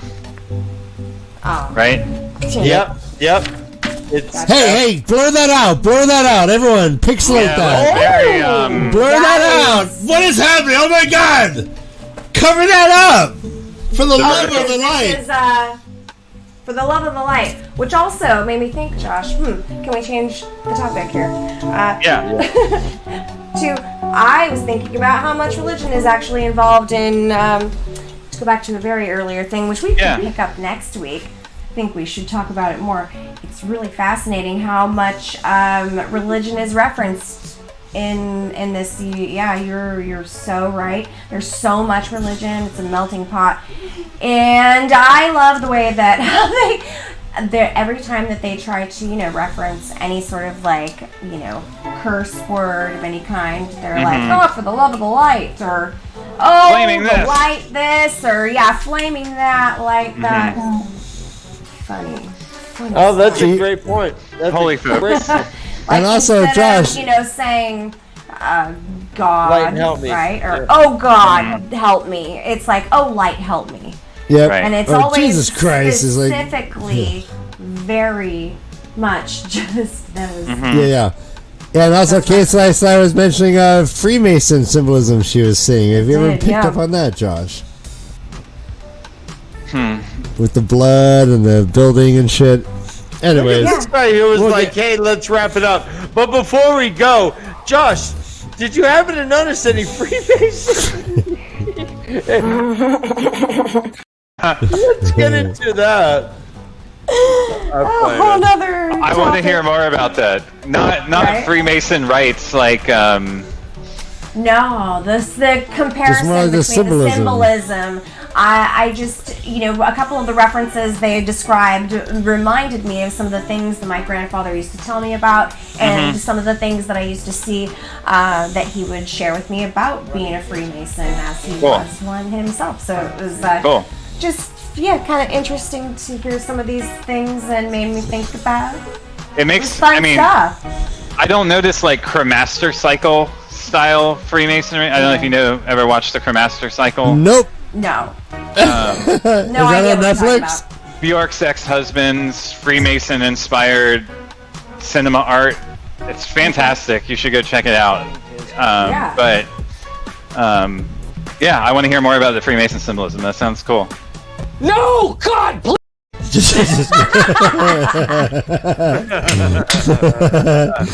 All right. Yes, God, please. We're gonna end with a Village Mattress ad that Case Ice and I was generously. And Stella! Hey, Stella! The evil dog. The evilest of dogs. The evilest of dogs. I think she's very cute Terrifying. and not evil at all. All right, so here we go. This is we're gonna sign off with this. We're gonna have a Village Mattress hat and then a couple blooper sections, and we will be outie. We love you all. We'll see you next week. Bye. Stella. Love you, and I'm proud of you. Bye, guys. Bye, guys. Thank you all. Love ya. Words, I'm going right back to sleep. There we go. You want it again now? Fine, but afterwards I'm going right back to sleep. Because I'm having the best night's sleep of my life. Everyone on this green earth needs to improve their sleep. Study after study shows that a good night's sleep benefits your health in every way. Well, friends, please consider upgrading your sleep situations by contacting our friend Chris at www.villagemattress.net. That's right, we're talking mattresses, bedding, furniture, and more. Fans of this show get 30 to 50% off of their entire order when they mention The Way of Belief to Chris at Village Mattress. First, go to his website at www.villagemattress.net. Then either email him at villagemattress@gmail.com or contact him via phone at 317-523-6831. Boom! It's that easy! Your future best sleep awaits you and can be delivered straight to your doorstep. Remember, sleep hard, sleep well, and that next chapter will be there in the morning. Hi, my name is Casey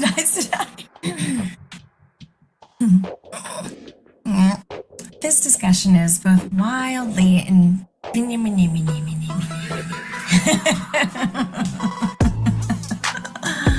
oh my god.